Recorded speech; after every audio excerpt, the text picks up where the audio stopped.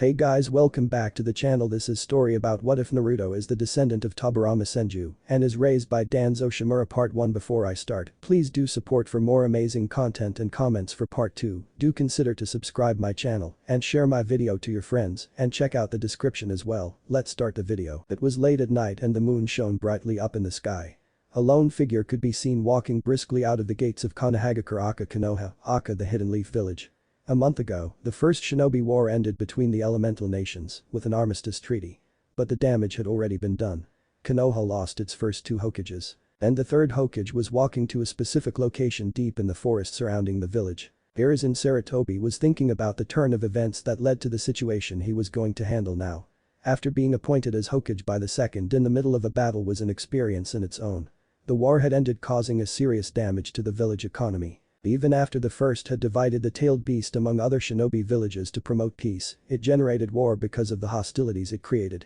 Even after the treaty, Sarutobi feared that the second war will occur soon. So he was planning to do his best so that the village stands strong when that fateful event occurs. Earlier that evening when he was working on paperwork in his office, the young Hokage was informed by his Anbu that his wife Izbawako has called in to discuss something important.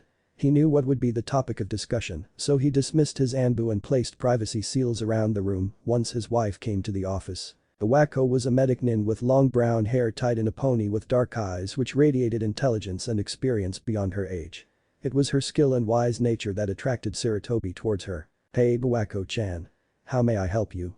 Hiruzen asked, playing dumb. "Hokage-sama, don't play dumb with me. You know why I am visiting you in the office, don't you?" Iwako asked with a professional look. Hiruzen knew he has to drop his act. He knew he has to act serious with his wife to remain on her safe side. "So is it time already, Iwako-chan?" Hiruzen asked, this time with a serious face. "Hi, Hokage-sama. It is time. I am taking Tamka-senpai and Mito-senpai to the Senju cave in the forest. I came to ask for Anbu support. If something goes wrong, I will send a word for you." "Alright." Hiruzen nodded and clapped his hands 3 times. 3 Anbu appeared in front of him bowing. "Dragon, this is an S-rank secret mission. You and your team will secretly lead Iwako-chan, Tamka-senpai and Mito-senpai out of the village in half an hour to the secret Senju cave in the forest. Help them however you can. Any loose ends are to be dealt with. If necessary, send one of your men to me." "Dismissed."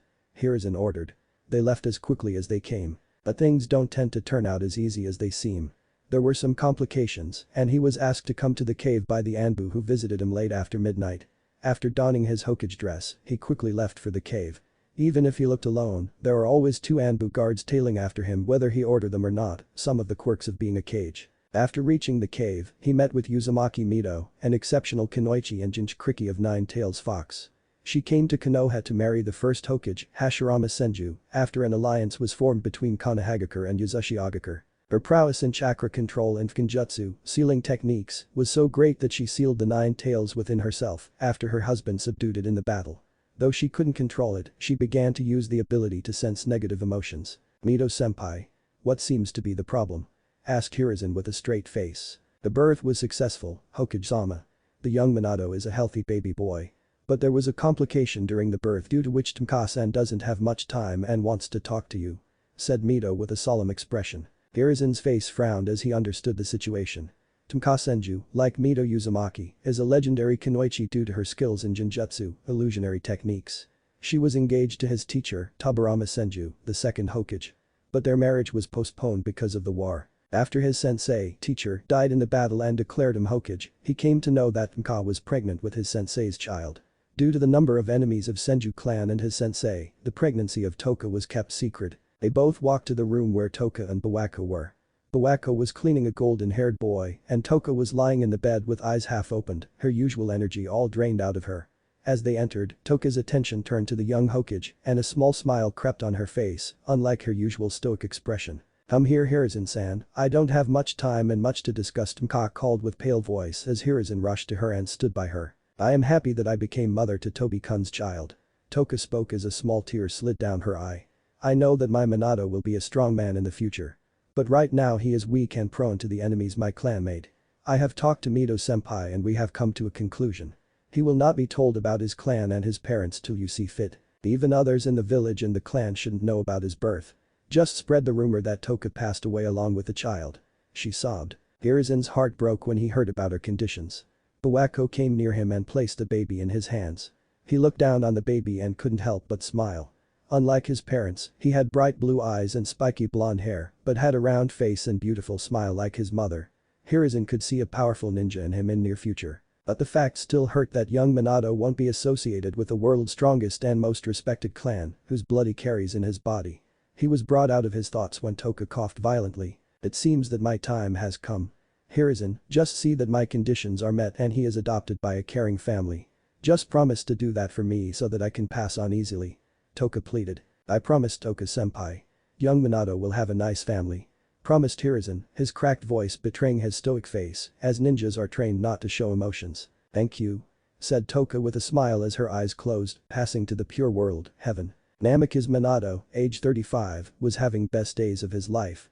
The Third Shinobi War ended 6 months ago, with Konoha emerging victorious. His village considered him hero as he stopped an invasion by 1,000 Iwa shinobi single-handed using his famed Hiraishin no Jutsu, earning him the moniker of Konoha's Yellow Flash. Though he was saddened by the fact that 2 of his students, Uchiha Obito and Nohara Rin, died during the war. After he graduated from the academy, he was taken in by Jiraiya, 3rd Hokage's student and one of the 3 legendary Konoha Sannin, who earned his moniker during the Second Shinobi War when he, Tsunade and Orochimaru, battled against Handsome of the Salamander and survived. For someone from a civilian family, Minato had very large chakra reserves, and his chakra control was very refined, a fact that always disturbed Jiraiya. Using that fact, Jiraiya became interested in teaching him the arts of Kenjutsu, which Minato adopted quickly. Seeing his interest in the lost art of Kenjutsu, the third also gave Minato some scrolls belonging to Mito Uzumaki, saying that she would want him to have them. Minato had also showed interest in space-time jutsus and learned many jutsus belonging to the second Hokage, most notably, the Hiraishin no Jutsu. He enjoyed being fast and was known for it. He also developed Sharingan, shape manipulation of chakra at its highest level, after observing the tailed beast ball, and it required no hand seals. All in all, he had a very successful ninja career. Minato was having ramen at Ichiraku's with his wife Namikaze Uzumaki Kushina. She came from Yuzushi Agakure before it was destroyed during the Second Shinobi War. She had special chakra which could transform into chains and could subdue a tailed beast. Before Mito Uzumaki died, she transferred the tailed beast into Kushina, making her the second Jinchuriki of 9-tailed fox. She fell in love with Minato when he rescued her from Kumagakure, a hidden village of cloud shinobis, who wanted to use her special chakra to tame the tailed beasts. Due to her fierce taijutsu, hand-to-hand combat techniques and kenjutsu, she got the nickname Red Hot-Blooded Habanero. As they were discussing about their recent missions and flirting with each other, an Anbu suddenly dropped down and addressed to Minato, "Minato-san, the Hokage wants your presence in the council room." The dog-masked Anbu said without emotions. "Council room? What do the old dogs want from Minato-kun?" Kushina asked seriously. "I am not allowed to discuss them with you, Kushina-san. I have just been ordered to bring Minato-san to the council room." Dog said with no emotion. "Don't worry, Kushina-chan. I'll go and see what they want," said Minato. He paid the bill to the old man Tucci and he and dog Anbu shunshin to the council room. Minato found council room to be very depressing. The place reeked of politics and sugar-coated lies. In the center of the room, there was a large rectangular table. On opposite side of table sat the Fire Daimon, Fire Country's feudal lord with the kanji of fire behind him on the wall. On his right, sat 4 of his advisors and the Anbu commander, Dragon. On his left, sat 3 Konoha's council elders, Mitakato Himura, Udatane Kaharu and Shimura Dan's Maaka the Darkness of the Shinobi, the 3rd Hokage, Saratobi Hiruzen and Jonin Commander. All in all, it was the commanding center of Konoha that reeked of sugar-coated lies. Prior to his entrance, there was a heated discussion going on in the council room related to the future of Konoha, who will become the next Hokage. Dansm had told the council that Hiruzen had turned too soft and weak to continue his job and chose Orochimaru as the next candidate. Hiruzen, though praised the capability of Orochimaru as a genius, denied the candidature due to his sinister and greedy attitude and had placed Namikaze Minato as the next Hokage, through the approval of others. They then sent the Anbu to bring Minato to the room. As Minato entered the room and bowed on his knees to the others, he could sense anger and jealousy on Dansm's face and appraised looks on others. The Hokage stood up and came in front of him. "I believe that you will carry on the will of fire that was entrusted to me by the first and the second and will carry this village towards prosperity. So I want to entrust you with the future of Hidden Leaf and the shinobi world. So do you accept the position of Hokage, Minato?" Minato was stunned.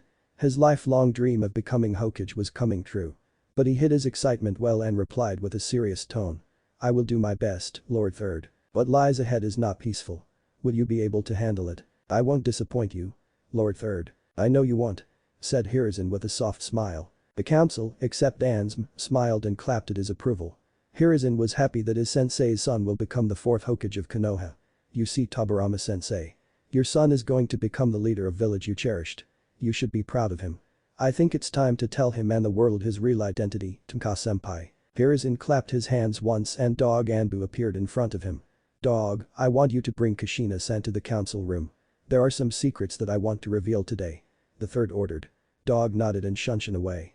The council and Minato was looking at Hiruzen with confused look and murmured to each other. What secret is to be revealed, Seru? Thought the elders. Within few minutes Kushina appeared in front of the council with serious face. When Dog Anbu came to her and asked her to come, she was fully prepared to take down the council if something had happened to her Minato-kun. But when she came to the room, Minato was standing in front of the Hokage with a confused look. Apart from Hokage, who was smiling, everybody in the room shared Minato's expression. After quickly bowing to the council she stood beside Minato and murmured to him. What is it, Minato-kun? Did something happen? Asked Kushina. I don't know, Kushina-chan. The Hokage wants to reveal some secret to us. Replied Minato. Soon, Kushina also shared the confused look. Hiruzen, though happy, was prepared for the negative outcome of these new revelations. So he took a quick breath and prepared for telling the truth. Minato, what do you know about the second Hokage, Senju Tobirama? Asked Hiruzen. The council room had a stressful environment now. Minato was taken aback from this question but replied nevertheless. Hokage-sama, Lord Second was younger brother of Lord First and helped creating this village. He was known for his leadership skills and helped achieving political stability and ensuring Konoha's stability. Though he didn't inherit his brother's wood release bloodline limit, he was known for his prowess in water release and was known to create water from air. He was also your sensei along with Hamura-san and Kaharu-san. He died during the First Shinobi War while fighting with Kumo's Kinkaku force. Good job, Minato. It seems that your general knowledge about your former leaders is good. Now tell me what you know about Senju Tonka. Asked Hiruzen. Minato and the others in the room didn't know where this was going, but he wouldn't deny his leader's request. Senju Tonka was a highly skilled kunoichi who was known for her prowess in genjutsu. She was a close associate of Lord First and Lord Second. What is it, Seru? Where are you going with this? Asked Kaharu. The thing I am going to reveal is an S-rank secret which I was told to reveal when the time is right. Because the bare thought of it could reshape the future. Said the Hokage in authoritative voice. Now the elders here know that Tobirama sensei was engaged with Tonka-senpai during the First Shinobi War. Continued Hiruzen as he saw the elders nodding their heads positively. And they also know that the Tonka-senpai was pregnant with sensei's child. This earned few gasps from people in the council room apart from the elders. We also know that the child died along with Tonka-senpai during childbirth. Where are you going with this, Seru? Asked Hamura. What if I told you that was a lie? Asked Hiruzen, earning loud gasps across the room. Minato and Kushina stood wide-eyed in front of Hokage. Yes, Minato, what I want to reveal is that you are the son of Tobirama sensei and Tonka-senpai. And the heir of Senju clan. Hiruzen dropped the bomb. When you were born, Tonka-senpai was in critical condition and due to wars and number of enemies they had created during the war, she and Mito-senpai agreed that you won't be told about your Senju lineage till I see fit. And since you are going to become Hokage, I didn't want your lineage kept secret from you. So many things were running from in Minato's mind. He wanted to be angry but realized that the fact it was done for his safety. Being the heir of Senju clan was as big responsibility as being a Hokage. He knew why Senju clan was known to be feared and respected all across the shinobi world. A single Senju can turn the world upside down, and now he thinks about it, he knew winning the war against Iwagakure-aka, the hidden village of rock, single-handedly was a skill he inherited in blood. He knew now why he had big reserves of chakra and refined chakra control. He just couldn't be angry how much he wanted to. Hokage-sama, can you show me the proof? Asked Minato, keeping a serious, straight face. Now that elders think about it, his face resembled Lord Second's serious face. Hiruzen nodded and went out of the door. Soon, he returned with his wife Bawako and a scroll with a blood seal on it. Hiruzen came to Minato and handed him the scroll. This scroll was written by Mito-senpai and was sealed by her. Only a Senju can open the scroll. I think it will contain all the information you need. If you further want to confirm it, you can ask my wife here. She helped your mother give birth to you and has all the medical details about you. Said Hiruzen. Minato nodded and bit his thumb to draw some blood. He wiped it on the seal and it opened with a click, confirming he was a Senju. He opened it up and read slowly. Minato-kun, if you are reading this letter, then I believe that Hiruzen has thought the time is right. I am suffering from old age, that is why I am writing this to you. You are the son of my brother-in-law Senju Tobirama and my friend Senju Tonka. Don't carry ill will to them or the others for not telling you the truth, but know that you are always loved by your parents. After the first shinobi war, the village was in turmoil, and the young Hiruzen was doing his best to control it. A fact like your birth could have easily put your life at risk. The best we could do was hide your identity and give you to a caring family, and we found the Namikaze family to be the best option for you. Now that you know about your lineage, be proud of it. Live your life to its fullest and find someone who you love and care for you. Know that I and your parents always loved you. And I had told Suna-chan about you, so feel free to contact her. We believe in you. Uzumaki Mito. Kushina placed her hand on Minato's shoulder as tears came down his face. He wiped his tears off and looked at the Hokage and gave him the scroll back. The scroll was rotated across the room and a smile came on everyone's face. Well, what do you know? Another Senju to gain the title of Hokage Fire Daimon smiled as he read the letter. Now, do you want to adopt the name Senju or do you want to continue on the name Namikaze?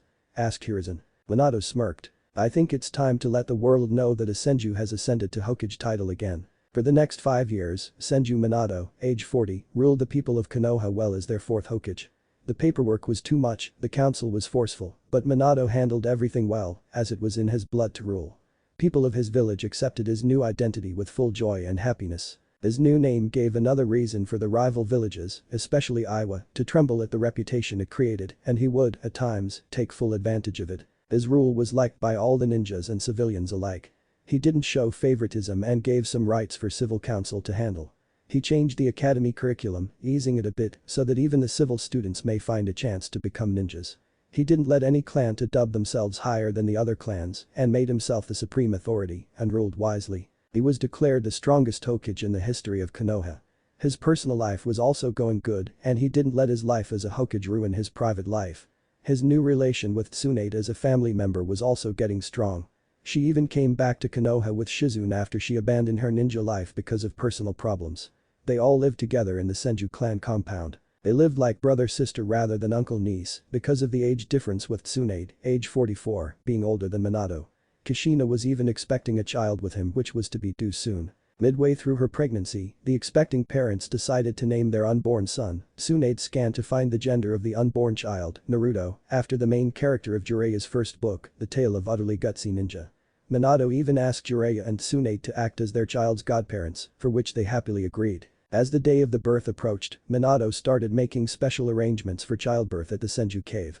According to the sealing scrolls of Mito Uzumaki, Minato knew that the seal containing 9 tails fox on Kushina will be at its weakest during childbirth. So on October 10th, when Kushina's water broke, Minato declared emergency in the village with high alert guards all around and made Hiruzen and Jiraiya in charge of the village.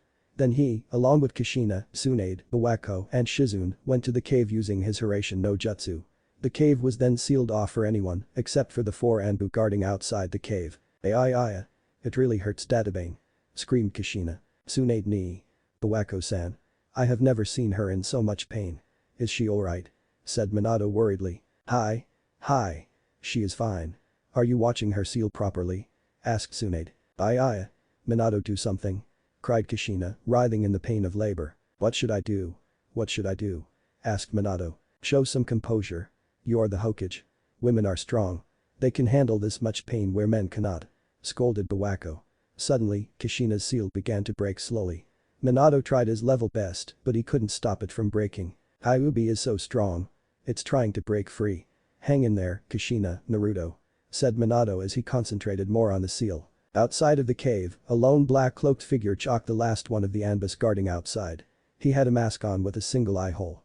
He stood there watching the sealed entrance of the cave for a full minute then walked right through it, like a ghost. Ay. Kushina cried as she pushed once more. You are doing good, Kushina. The head is out. Just one more push. Said Tsunade. The Kyuubi in Kushina's seal was breaking the seal with full power. Hurry up, Naruto. Shouted Minato as he sweated, forcing the Kyuubi to stay inside the seal. After a whole minute of writhing and screaming, Minato heard a small cry of a baby. Tsunade had quickly cut the umbilical cord and Bawako wrapped the baby in a white blanket. Minato was ecstatic that his son has finally been born. He asked Bawako to let him hold Naruto, but she quickly shooed him away. It's the right of a mother to see her baby first. To which Minato dumbly nodded. First Lady Kushina, let me introduce you to your son Senju Naruto. Kushina took the baby and laid him by her side to see him fully. Blonde, spiky hair and bright blue eyes like his father, round face like her own adorned with 3 whisker-like marks on each side of his face. He is beautiful, Databane. said Kushina as she smiled, looking at her child like he was the most beautiful thing in the world. Now Kushina, give Naruto to me so that I can do some tests on him to make sure he is perfectly fine.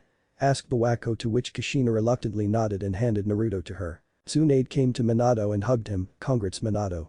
Now you are a father and we have another member in our small family. Let's meet up with Jiraiya and Sensei and open up that special sake bottle that you saved for special occasions. Sure Tsunade ni. Just let me meet up with Kushina-chan. Tsunade nodded as Minato turned to face his wife. Hey Kushina-chan. I want to tell me that I am so happy that we are able to extend our small family with young Naruto-kun. Thank you for bringing him to our lives. This is the best day of my life. Said Minato. Little did he knew that the day might be his last. AHHH. Thump. Minato, Kushina, Tsunade quickly turned their heads to see what happened. In front of them was a masked man carrying baby Naruto and choking Shizune and Bawako, lying in front of him in her own pool of blood. Naruto. Cried Kushina as she writhed on her bed. Her strength low due to labor. Tick. Tick. Tick. Tick. Hurry up Hokage-sama. The clock is ticking. Spoke the visitor with a heavy voice and venom in his words. Minato suddenly appeared in front of the visitor and swiped at him with his kunai. To his surprise, the kunai passed right through him without hitting anything, as if the visitor wasn't even there. But due to this stunt, Naruto passed right through his hands and fell into Minato's hands. Minato turned towards the visitor to see him passing right through Tsunade's attacks and stood near Kushina. The clock is ticking Hokage-sama. The visitor spoke again in his mirth-filled voice. Suddenly a spiral black port opened and sucked away Kushina and the visitor, closing immediately. Space-time ninjutsu, ninja techniques. But how? Thought Minato. He looked down at Naruto to see if he was fine. But something doesn't feel good. What ticking time was he talking about? Suddenly, Minato felt something different under Naruto's blanket. On turning it, he saw that it was filled with explosive seals. Oh shit. Minato wasn't known the fastest ninja ever for nothing. He quickly threw the blanket as far as possible and after tagging Tsunade and Shizune, who had fainted due to sudden pressure around the throat, he teleported to the Hiraishin kunai he had hung in his room. Tsunade ni. Minato called out. Please help Shizune out and after you are done with her, let her stay here with Naruto and you go out to Sandaime Dono for assistance. He ordered. Not one to oppose the village leader, Tsunade nodded and quickly started helping Shizune with her medical abilities. Minato, in the meantime, got ready for the upcoming battle with the masked ninja to rescue his wife. Deep in the forest, few kilometers away from Konoha, the masked man was seen drawing intricate seal design on the ground. Kushina laid behind him unconscious due to low energy after labor. After finishing with the seal design, the masked visitor picked Kushina up and laid her in the center of the seal. Yes, the time has come again for the Kyuubi to go wild on Konoha. I will make sure they will never forget this night. The masked figure thought as he grinned like a madman behind his mask. He uncovered Kushina's seal on her stomach and his fingers started to glow in strange purple glow. He slammed them on the seal and rotated his hand in clockwise direction. Kinkai, seal. Release. I screamed Kushina as the swirls on her seal dissolved into a big black dot.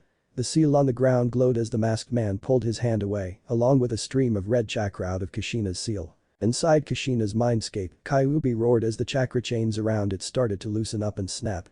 It wriggled to get free when it felt a tug of someone pulling it out. Outside of the seal, the red chakra started to take shape in the form of a giant red fox. Red eyes, red-orange fur, 9 tails moving absent-mindedly, bloodlust thick in the air. After forming fully, Kyuubi roared and the shockwaves easily destroyed the nearby trees. The strongest of the 9-tailed beasts was a force to be reckoned with. It looked down on the ground to see its unconscious former container and a masked man looking intently at him. Yes. Konoha will fall today. This day shall be their end. Shouted the masked man as his Sharingan started spinning quickly, controlling the beast's mind and senses as they both were pulled into a black hole of the masked man. As he was busy with the Kyuubi, Minato quickly appeared beside his unconscious wife using the Hiraishin seal he had placed on her. Seeing the Kyuubi in its full glory, Minato feared the worst. Planning quickly, he picked up his wife and teleported back to his house using Hiraishin. He saw now awakened Shizune sitting next to sleeping Naruto. Seeing the Hokage with his wife, Shizune ran up to her leader. Hokage-sama. Shizune, take care of Kushina and Naruto for me. And where is Tsunade? Asked Minato. Hokage-sama, Tsunade-sama has gone to Sandaime-sama as you asked. Where are you going? Asked Shizune. Kyuubi has been released. I have to deal with it. Said Minato as he left the stunned Shizune with his family. Be careful, Hokage-sama. Minato was standing on his carved head up on Hokage monument. He carefully observed how Kyuubi was summoned by the masked figure inside the village and how easily it was wreaking the village even after the dire efforts of the third Hokage, Jiraiya, Tsunade and many other top-ranking ninjas of the village. It was huge loss to the village property, but due to Minato's security enforcement, very few people were killed. Suddenly, he felt someone appear behind him out of thin air. "It looks like you saved your son from the ticking bomb, eh Hokage-sama," the masked man snarled. "Who are you and why are you doing this?" asked the Hokage as he turned to face the new visitor. "Who I am is of little importance. Let's just say I have a score to settle with this damn village." The masked man answered as he flared his Sharingan. "That's the Sharingan," Minato thought. "How did you do it? You infiltrated the village and outmaneuvered the maximum security I enforced around the village. You even knew the top secret cave where I took Kushina for Naruto's birth. You also know that fact that the Kyuubi seal is at its weakest during the childbirth and took full benefit of it. Now I can see you are even controlling Kyuubi with that Sharingan of yours. From all this evidence, I can only draw one conclusion. And that is?" asked the masked man. "Are you Uchiha Madara?" asked Minato. "Ha ha ha ha. Maybe I am. Maybe I am not," laughed Madara. "How is it possible? You should be dead when the first defeated you so many years ago. Even if you were left alive, you should have died of old age," said Minato. "What can I do? Fate had other plans for me. Now hurry up," said the Madara taking out his iron chains. "Let's dance." Minato and Madara teleported to the clearing above the Hokage monument. As Minato took out his famed three-pointed Hiraishin kunai, he started analyzing the situation. He is not an ordinary Uchiha. He can control Kyuubi and uses a time-space ninjutsu that is more powerful than Hiraishin. I have to finish him here and free Kyuubi from his control. Otherwise it will be more chaotic. Though Minato as he took his stance. "As I ordered Kyuubi to destroy your village, your people won't have any hope left when they are crushed by Kyuubi," shouted Madara as he rushed towards Minato to attack. Minato swiftly took the chance and went to stab Madara in his chest, using his kunai. But to his amazement, his hand passed right through him again. As Madara didn't stop, Minato was caught up by his chains. Thinking quickly, Minato threw his kunai at a distance and teleported himself using his famed Hiraishin no jutsu. That happened again. It feels like his flesh isn't even here. My physical attacks have no effects on him. But how is he able to hold those chains and attack me? Means he quickly materialize himself to attack me. So I can only attack him when he is attacking me. And it all narrows down to speed. Whoever is the fastest, wins. Thought Minato as he turned and faced Madara. They both charged at each other again.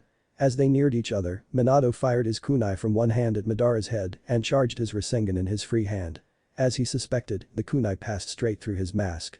Madara's right hand reached to Minato to attack him. "I win," declared Madara. Quicker than the flash, Minato was behind Madara holding his kunai as he slammed his Rasengan down on his back. "Ah. Damn you," howled Madara as he slammed down hard on the ground under the force of Rasengan. Before jumping back, Minato quickly placed his Hiraishin seal on the back of Madara without his notice. As the dust settled, Madara jumped back to catch his breath. "Ha ha ha ha. That was quick Hokage-sama.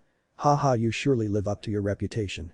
I should not let my guard down now," commented Madara between his breaths. Before Madara could begin anything, Minato was in front of him slamming his hand on his stomach, placing the Kyakufukin contract seal, and freeing the Kyuubi from his control. "But this, the Nine Tails is no longer under your control," declared the fourth Hokage. "I'll come back again. And I will take over the world, fourth Hokage," said Madara as he ran away using his space-time ninjutsu. Though the Kyuubi was out of Madara's control, that didn't mean it stopped attacking. Now it was attacking Konoha with full power for all the sealing the village had it under for more than 50 years. Each swing of one of its 9 tails will level down buildings, each swipe of its claws will kill dozens of ninjas, and each roar will scare a dozen more. It looked like the Shinigami, Death God, had himself come down to Konoha to pass judgment. Hiruzen and his students were doing their best in defending the village and organizing the counter-attack at Kyuubi. Seeing their village's former leader boosted the morale a little, but everyone was eagerly waiting for the Senju leader to kick the overgrown beast's ass. "Everybody, do your best. Jounins, attack together," ordered the third Hokage. "Hi!"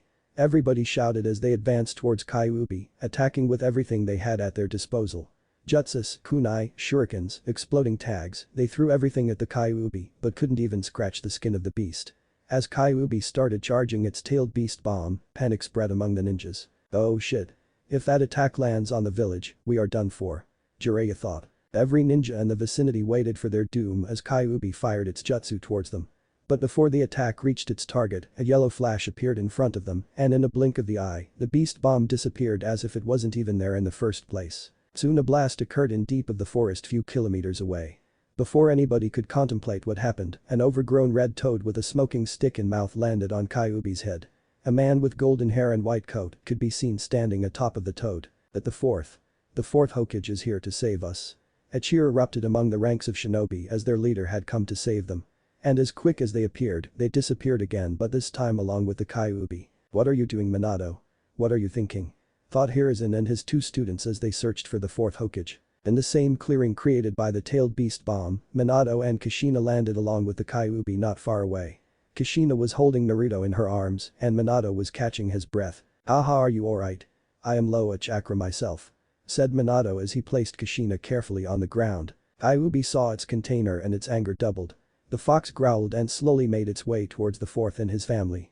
Without looking back at the fox, Minato consoled his wife. "Don't worry. I'll hold him.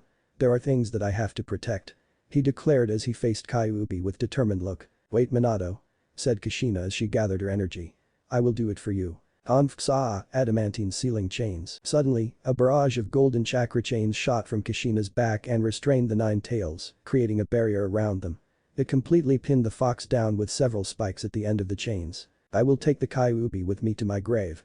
His interference will be delayed till he emerges again," said Kushina as she looked up to see Minato's face, tears in their eyes. "Thank you for everything, Minato-kun." "Don't say that, Kushina," said Minato as he hugged his wife. "You are everything to me. I am useless without you." "Don't say that. Our child is born today, Minato. No matter how much we try right now, I can't save myself," cried Kushina. "My only regret will be that I won't be able to see my child grow up." Wiping his tears, Minato stood up. He walked up in between Kushina and Kyuubi. "Kushina, save up your energy. I am going to seal away half of Kyuubi's chakra using Shikifujin, dead demon consuming seal." "No, Minato. You will die," cried Kushina as she held Naruto closer to her bosom. "It is the only wise decision, Kushina. If Kyuubi re-emerges after few years with no Jinchuriki to hold him, the balance of power will upset. I can seal the half of its chakra within me forever. And the other half, Minato. What about it?" asked Kushina, fearing the worst. Minato thought about his sensei, Jiraiya's words about the child of prophecy who will bring peace over this war-ridden world. "I'm going to seal it inside Naruto using Haki no Fukin Shiki, a trigram sealing style, making him a Jinchuriki," declared Minato. "Why, Minato?" cried Kushina. "Because I believe in my son. Today, I came across two facts. First, the masked man will be a huge catastrophe to this world, and second, our child will stop him and become the child of prophecy," answered Minato. "I know, you don't want our son to bear such a burden. But let's believe in him," said Minato as he performed hand signs to summon the Shinigami, death god, to perform Shikifujin. "Why are you sacrificing our son for the village and country? You know what kind of future he will have after the people come to know about him being a Jinchuriki. He might start hating us for such reasons," countered Kushina, not accepting Minato's decision. "To forsake one's country and one's village is same as forsaking one's child. And besides, we are ninjas. We endure and live. Let's believe in him," said Minato as Shinigami's hand passed through Minato to catch Kyuubi's chakra. "Oh no. Don't tell me you are sealing me again, fourth Hokage," said Kyuubi in loud growling. Shinigami ripped Kyuubi's yin chakra and pulled it, sealing it inside Minato. "Too heavy. My body is going numb," Minato mumbled as a seal formed over his stomach. Though Kyuubi shrank in size, it was still big enough to compete with other tailed beasts. The chakra chains around him loosened up as well. Minato walked towards Kushina and slammed his hands on the ground to summon the sealing platform. He took Naruto from her hands and placed him on the ritual altar. "I don't want to be sealed again. Nevertheless, in a baby," thought Kyuubi as it retracted its claws to attack Naruto. Before the claw could reach to harm Naruto, Minato and Kushina stood in its way and took the attack, piercing through their stomach. Hiruzen, Jiraiya, Tsunade and Fuanbu arrived at that scene. They all tried to reach to the couple but failed due to the barrier erected by Kushina's chains. "Minato! Kushina!" screamed Tsunade. The pain and memories of losing a family member came back to her as she tried to bang her way through the barrier. Jiraiya and Hiruzen held her back and tried to console her. As much as they wanted to reach to them, they knew they cannot do much. "Kushina, I am going to place the seal. If you want to say something, now is the time," cried Minato with teary eyes. Kushina nodded and looked at her baby. "Eat good and grow strong. Bathe every day and don't stay up late. Make good friends and find someone who loves you with all her heart. Respect your elders and teachers at the academy. You may be good at something and not so good at the other, and that's okay. Be careful about the 3 probations of ninjas. Be wary of Master Jiraiya and Tsunade ni," Kushina said. After listening to it, the rest couldn't help but chuckle. "We are sorry, Naruto. But there will be very painful times ahead for you and we are doing nothing but increasing your problems," said Kushina sadly as tears rolled down her face. But you are our son and we believe in you. Take care of yourself. Sandame Dono, I am sealing Kyuubi inside my son. As my mother had asked for a favor, I am asking for one too. Please don't tell him about his parents before you see the right time. Because of the enemies I created during my lifetime, my son's life could be in danger. He is a hero for protecting this village and should be known as such," said the fourth Hokage, giving his last orders. "Tsunade, Jiraiya, you both are my son's godparents. He is the last of Senju and Uzumaki. Take care for him." The three only nodded, trying to hold their tears back. "We take our leave then," smiled Minato as he looked down at his son and formed some hand signs. "I love you, Naruto. Take care." The third Hokage was sitting in his office and was silently cursing all the paperwork that laid in front of him. Office work had been hard for his old heart these past few years. When Minato sacrificed himself and his family for the good of the village 3 years ago, the Fire Daemon had reinstated Hiruzen back on the job as the Hokage of Konoha. It wasn't that he didn't like it, but he saw that he should retire and pass on the will of fire to the younger generation. But his own students didn't want to stay in Konoha as it brought back bad memories, especially the Kyuubi incident and post-incident outcomes. Flashback: 5 days had passed since Konoha's favorite Hokage passed away, saving the village from the attack of nine-tailed beast, Kyuubi. 58 ninjas died and 72 were injured with the destruction of 1/3 of Konoha. Due to emergency state that day, there was no loss of the lives of Konoha civilians. But the economy of Konoha was deeply wounded. Many were left homeless, and many businesses were destroyed by the attacks of Kyuubi, bringing several Konoha citizens to streets. Mass ceremony was conducted to honor who died, saving the lives of many. Ninjas and civilians alike were wearing black clothes and gathered up in training ground 7, where ceremony was to be conducted.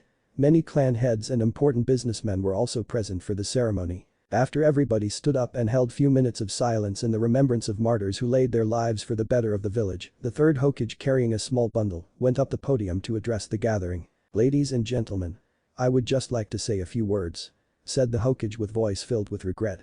"We lost a lot of our young and budding shinobis, ninja, when the Kyuubi attacked 5 days ago. Ninja life is hard, I won't deny it.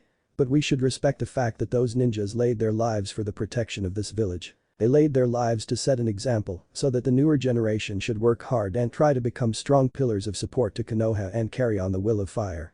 We should be proud of this fact. Our own fourth Hokage and his wife sacrificed themselves in defeating the Kyuubi and sealing it in this little baby so that the village should remain safe. We hope that this kid should be declared a hero for the burden he carried at such a small age," said the Hokage as he showed the face of the baby to the villagers.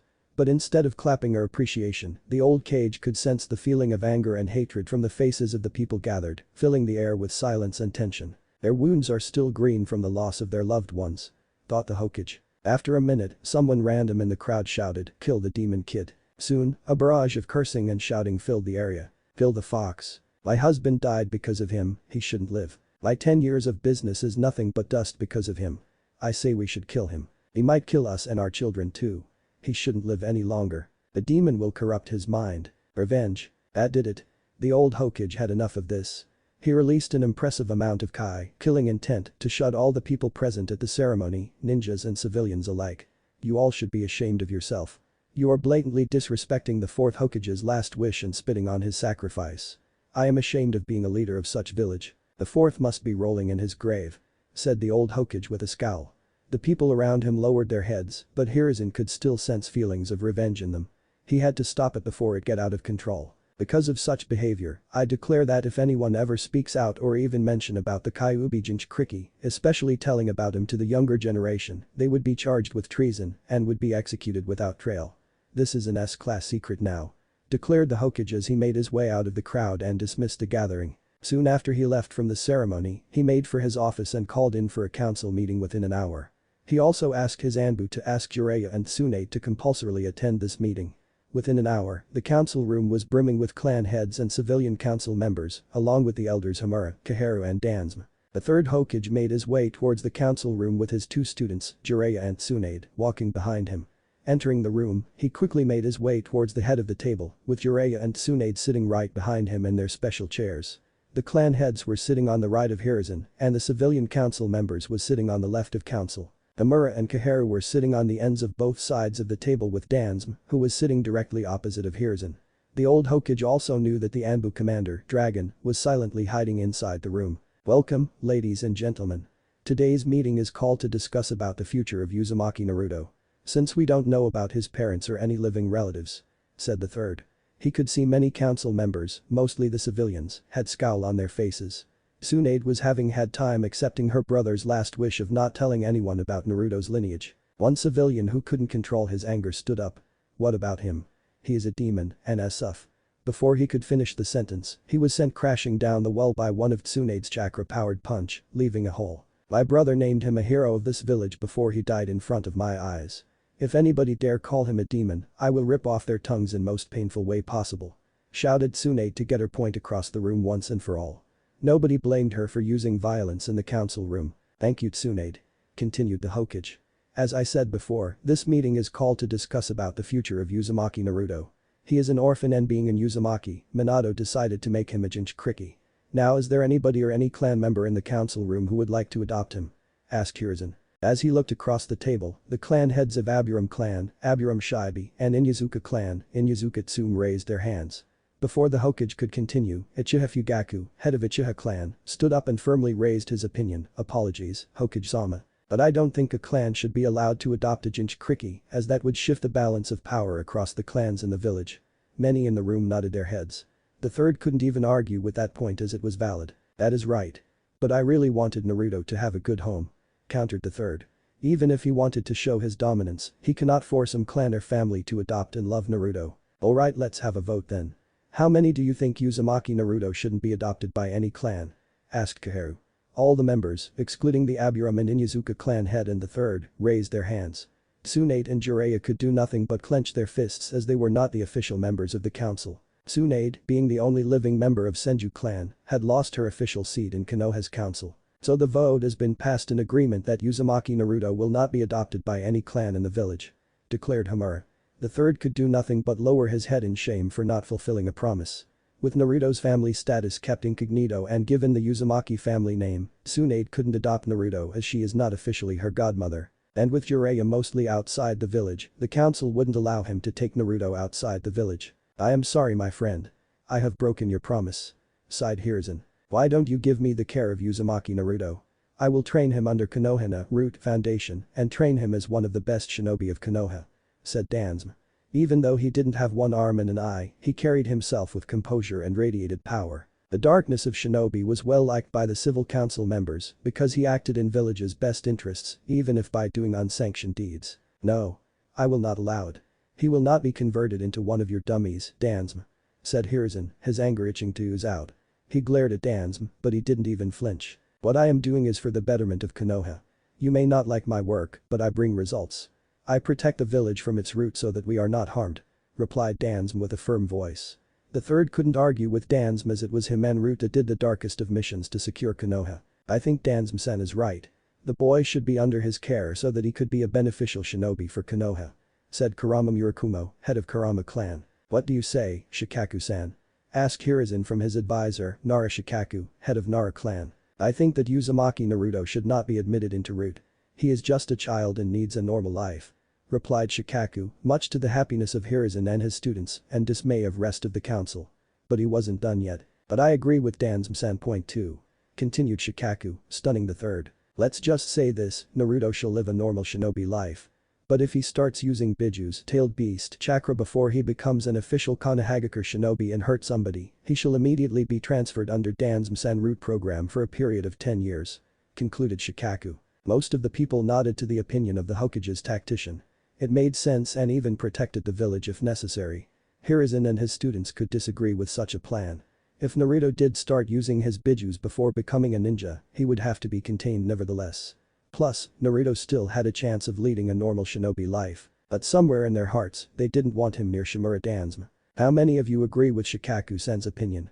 asked Kaheru. Everyone except the third raised their hands. The decision was passed unanimously. Flashback over. 3 years have passed since that council meeting and Naruto had been placed in an orphanage as no civil family wanted to adopt him. Not able to stand the decision of the council, Tsunade left Konoha with Shizune in pursuit of other goals and Jiraiya left to continue his spy missions.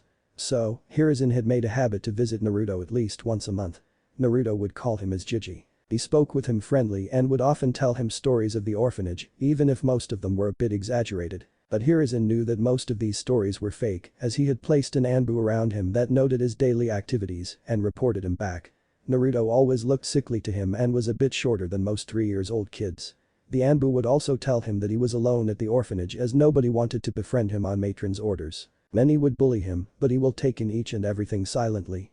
He would be left scratched and sore by the end of the day, but by next morning, all his wounds would heal fully. He knew that he had put a cheerful demeanor to hide his true feelings around other people. But there were some surprises too for the old Hokage. Naruto would easily find the Anbu trailing him every day and somehow tell them how they feel, even when the mask hid their facial expressions, much like Uzumaki Mito.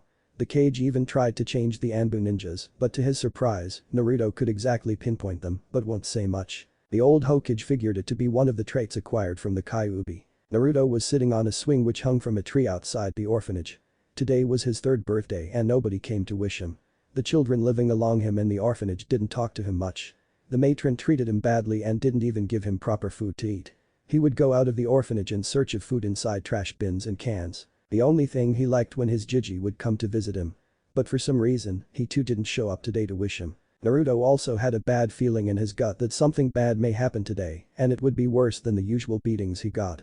Also he couldn't sense the animal-faced people around who usually followed him around but didn't do much. He at least felt a bit safe around them, content with feeling that somebody was always watching over him.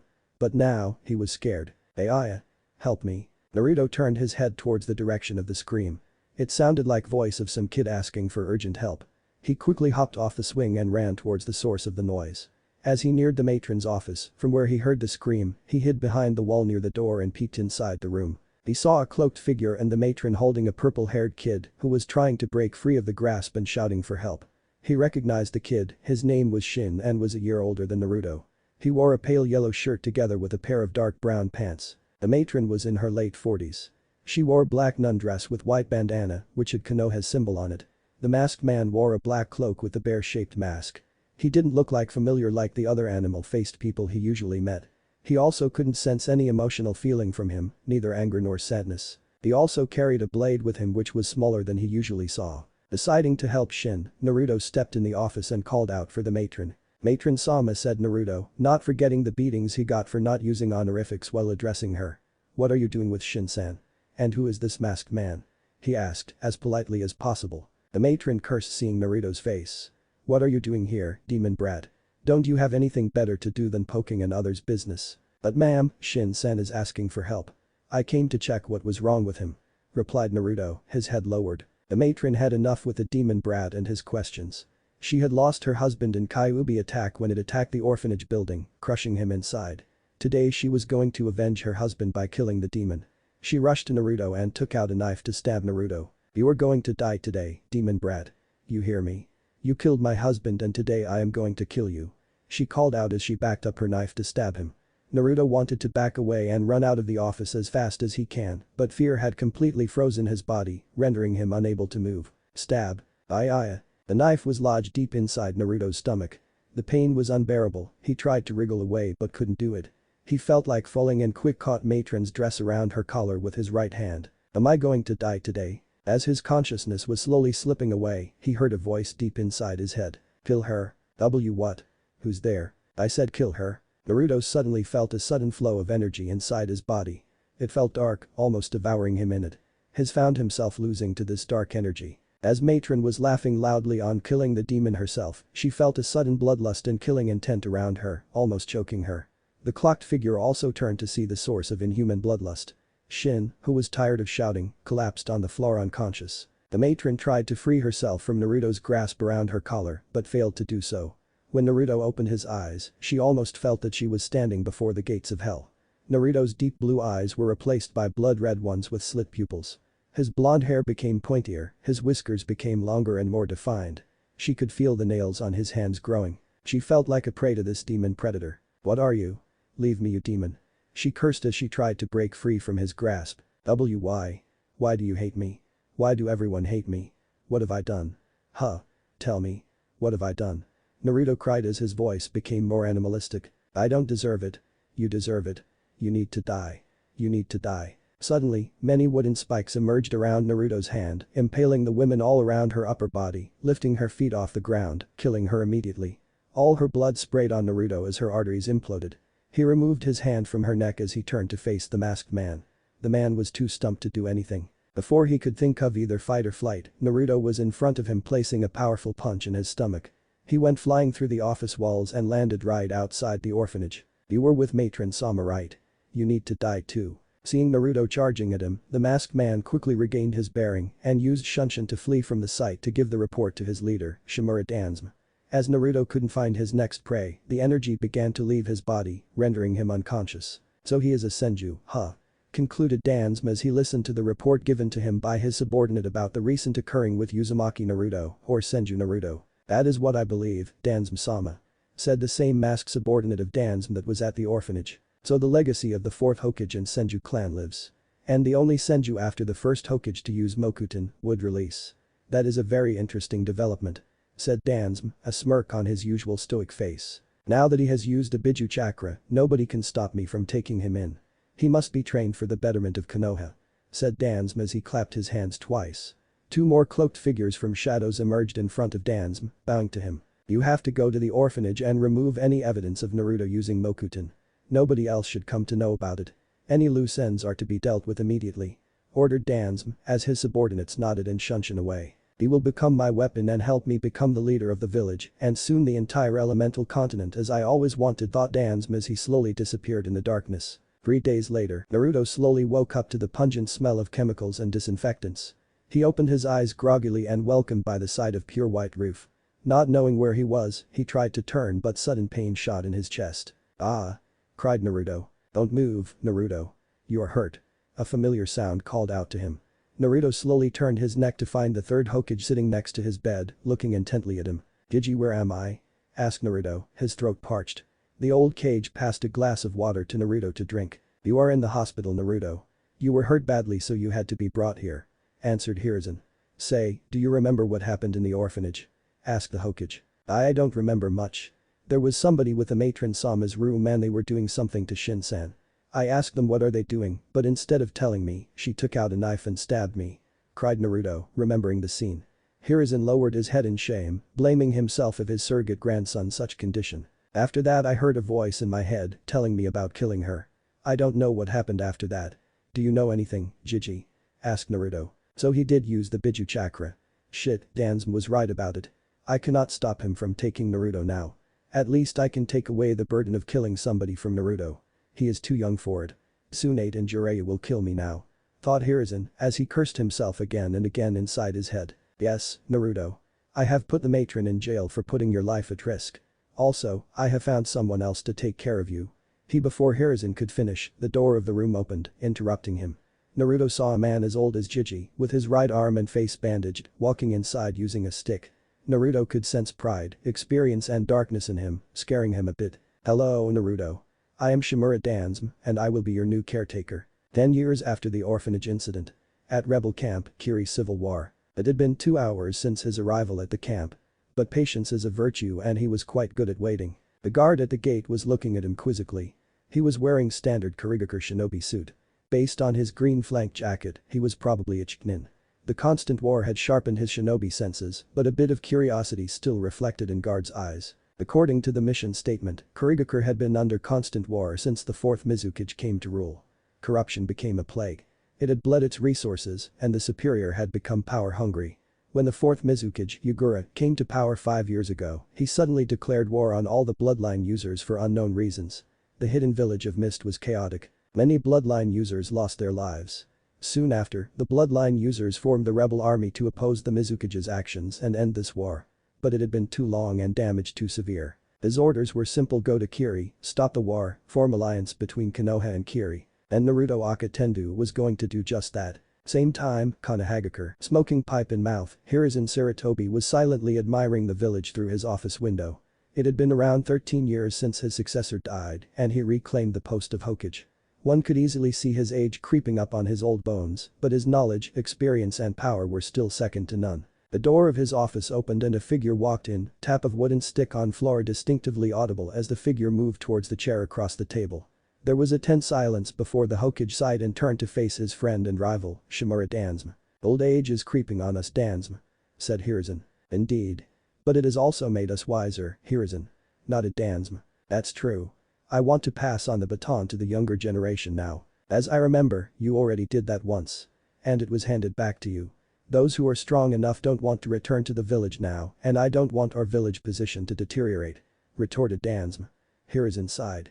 He knew that his friend was talking about his 3 students. One turned out to be a traitor, second left due to loss of family, and third left due to the loss of his student, the 4th Hokage. Silence hung heavy in the room. Before it stretched out, Hiruzen spoke up. "How is he?" "Who? Naruto?" asked Danzo. "Yes, Naruto. If you remember, his 10th year with you is about to end. It is about time he joins my command." Danzo could sense a bit of anxiety in his rival's hardened voice and decided to take out the main guns. "When were you going to tell me that he is a Senju and Yondame's son?" asked Danzo abruptly. Hiruzen's face lost its color for a moment before he regained his senses and glared at Danzo. "Who told you about it?" Danzo almost laughed. "Seriously, Hiruzen. You think you can hide things like these from me? For your information, nobody told me." His skills and blood speaks for himself. "What do you mean?" asked the Hokage, keeping his glare leveled. "Actually, he is the best I have," said Danzo. "What? He is only 13. You know better, Hiruzen, that age doesn't matter in respect of skills. You looked at Uchiha Itachi. He was a Chunin by 10. And an Anbu captain by 13. And Kakashi, he was Chunin at 6 after graduating at 5. Danzo continued shaking his head. "I have never seen a prodigy of this level before, Hiruzen. A leader, natural in shinobi arts and a superb censor. He absorbs everything like a sponge." Hiruzen was stunned, but he wanted to know more, so he kept his straight face. "Break down his prowess and skills to me, Danzo. I want to know where he stands." His personality matches Tobirama sensei. A quick and pragmatic thinker. His chakra is as dense as the 1st Hokage. An all-round fighter. His strength lies in his stamina, ninjutsu, kinjutsu, has moderate skills in taijutsu. He has advanced chakra control and shows keen interest in kinjutsu. He can give you a run for your money. That's quite a healthy repertoire at such a young age. "What about nature affinities?" asked Hiruzen. Danzo thought about it before replying. He has 3 natural affinities. Very high Doten, earth, and Suiton, water, and low Futon, wind, affinity. Hiruzen was stumped but controlled his emotions. "That was too much for a young boy." "Explain very high, Danzo." "His mastery in earth manipulation is similar to that of Sensei's water manipulation. He can perform various A-level Doten techniques using just a single hand seal and can form rock-solid walls while standing on a deep water source. Last year, he even started extracting metals from deep down using earth manipulation." Danzo could easily see emotions running on Sarutobi's straight face and couldn't help but smirk inside. "This is nothing. Best of all, he is a natural Mokuton, wood release, user. He is a perfect Senju of the forest," exclaimed Danzo. The Hokage was literally perplexed now, and Danzo was enjoying every moment of it. It was always implied that the Mokuton release was just a genetic trait which was lost along with the 1st Hokage, Senju Hashirama. But a second Mokuton user just disapproved the hypothesis. "Why the hell didn't you tell me that before?" asked the Hokage. "Because I didn't want the world to know that we have a natural Mokuton user in our forces. He would have become a target of many. I have ordered him not to use it anywhere unless the situation demands it." Hiruzen settled down a bit after hearing that. Everyone wants the power to control Biju-tailed beasts. Though he wanted to know that fact beforehand, he agreed with Danzo's thinking. Before Hokage could speak, Danzo again spoke up. "But there is a problem. Root isn't a good place for social interactions. Even though I didn't put him through any emotional or social conditioning, he isn't very social." Hiruzen knew about the mental conditioning practiced in Root. Though he was very much against it, he couldn't help but agree that some missions require such conditioning. He is okay with teamwork during a mission. But he doesn't socialize well outside the mission. So if you are planning to put him in team and don't even think about making him genin, you have to be careful," concluded Danzo. I will think about that." "So where is he now?" asked Hiruzen, scratching his beard. "I had sent him to Fire Daimyo 2 years ago, after your son Asuma came back. He is one of the Shugenin Nishi, 12 Guardian Ninja, the youngest ever. His contract will be ending this year before the academy graduation in 2 months," answered Danzo, as he internally cherished the reaction on his rival's gaping face. He got up and turned to walk out of the door. "I'll send him to you when he returns. He is strong, Hiruzen, and capable enough to defend himself and the village. He is like a son I never had. Don't deny him his birthright when he returns," said Danzo as he walked out of the office. Darumi Mei, the leader of the rebels and her second-in-command, Ao, were sitting in the command center at the main rebel camp. Mei was a beautiful woman in her 30s. With her green eyes, long auburn hair and blue dress showing a bit of her bust, she easily enticed men's hearts. whereas Ao had a stern look to compliment with moosed-up blue hair and patch-covered right eye. They were discussing some future strategies when a Chknin bust through the door. "What is it, Chknin? Why didn't you ask for the permission to enter first?" Chided Ao with stern look on his visible blue left eye. "I apologize, Ao-sama. But I have an important news that you and Mei-sama would want to hear. An emissary from Konoha is here at the gates," said the Chknin as he kept his eyes on the floor. The news straightened up the commanders in the room. They had earlier received the news from the water daimyo, who was secretly helping the rebels to gain victory over Yugura's tyranny on Kurigakure, about his request to his friend, the fire daimyo, to help the rebels to gain an edge in the war. Though it was a blow to the pride of Kiri shinobis for asking help from outside to sort out their homeland conflicts, but with the war stuck in a stalemate, any help was welcome. "How many have come?" asked Mei. "Only one, Mei-sama." "One?" inquired Mei. Both she and Ao were in deep thought why there was only one person from Konoha to help. He might be just a messenger. They both concluded. "Yes, Mei-sama. Should I send him in?" asked the Chknin messenger. "Hi. Send him in." The messenger quickly bowed and left to fetch the guest from Konoha. Soon after, a young cloaked figure walked in the command tent, tailed by two Kiri Chknin. He was around 5 feet tall, wore a plain black face mask over the nose and lower half of the face. He had sparkling blue slit eyes, a mop of long spiky blonde hair tied up in a small ponytail on the back of his head. He wore a grayish cloak on top, black hanbu pants and steel toe boots. Despite of a young figure, he looked like a dignified and experienced ninja. "Welcome to Water Country, Konoha Shinobi. I am Terumi Mei, commander of rebel army. May I ask you the reason for your visit?" asked Mei. The figure bowed his head a bit before speaking in a deep and clear tone. "Greetings, Mei-sama.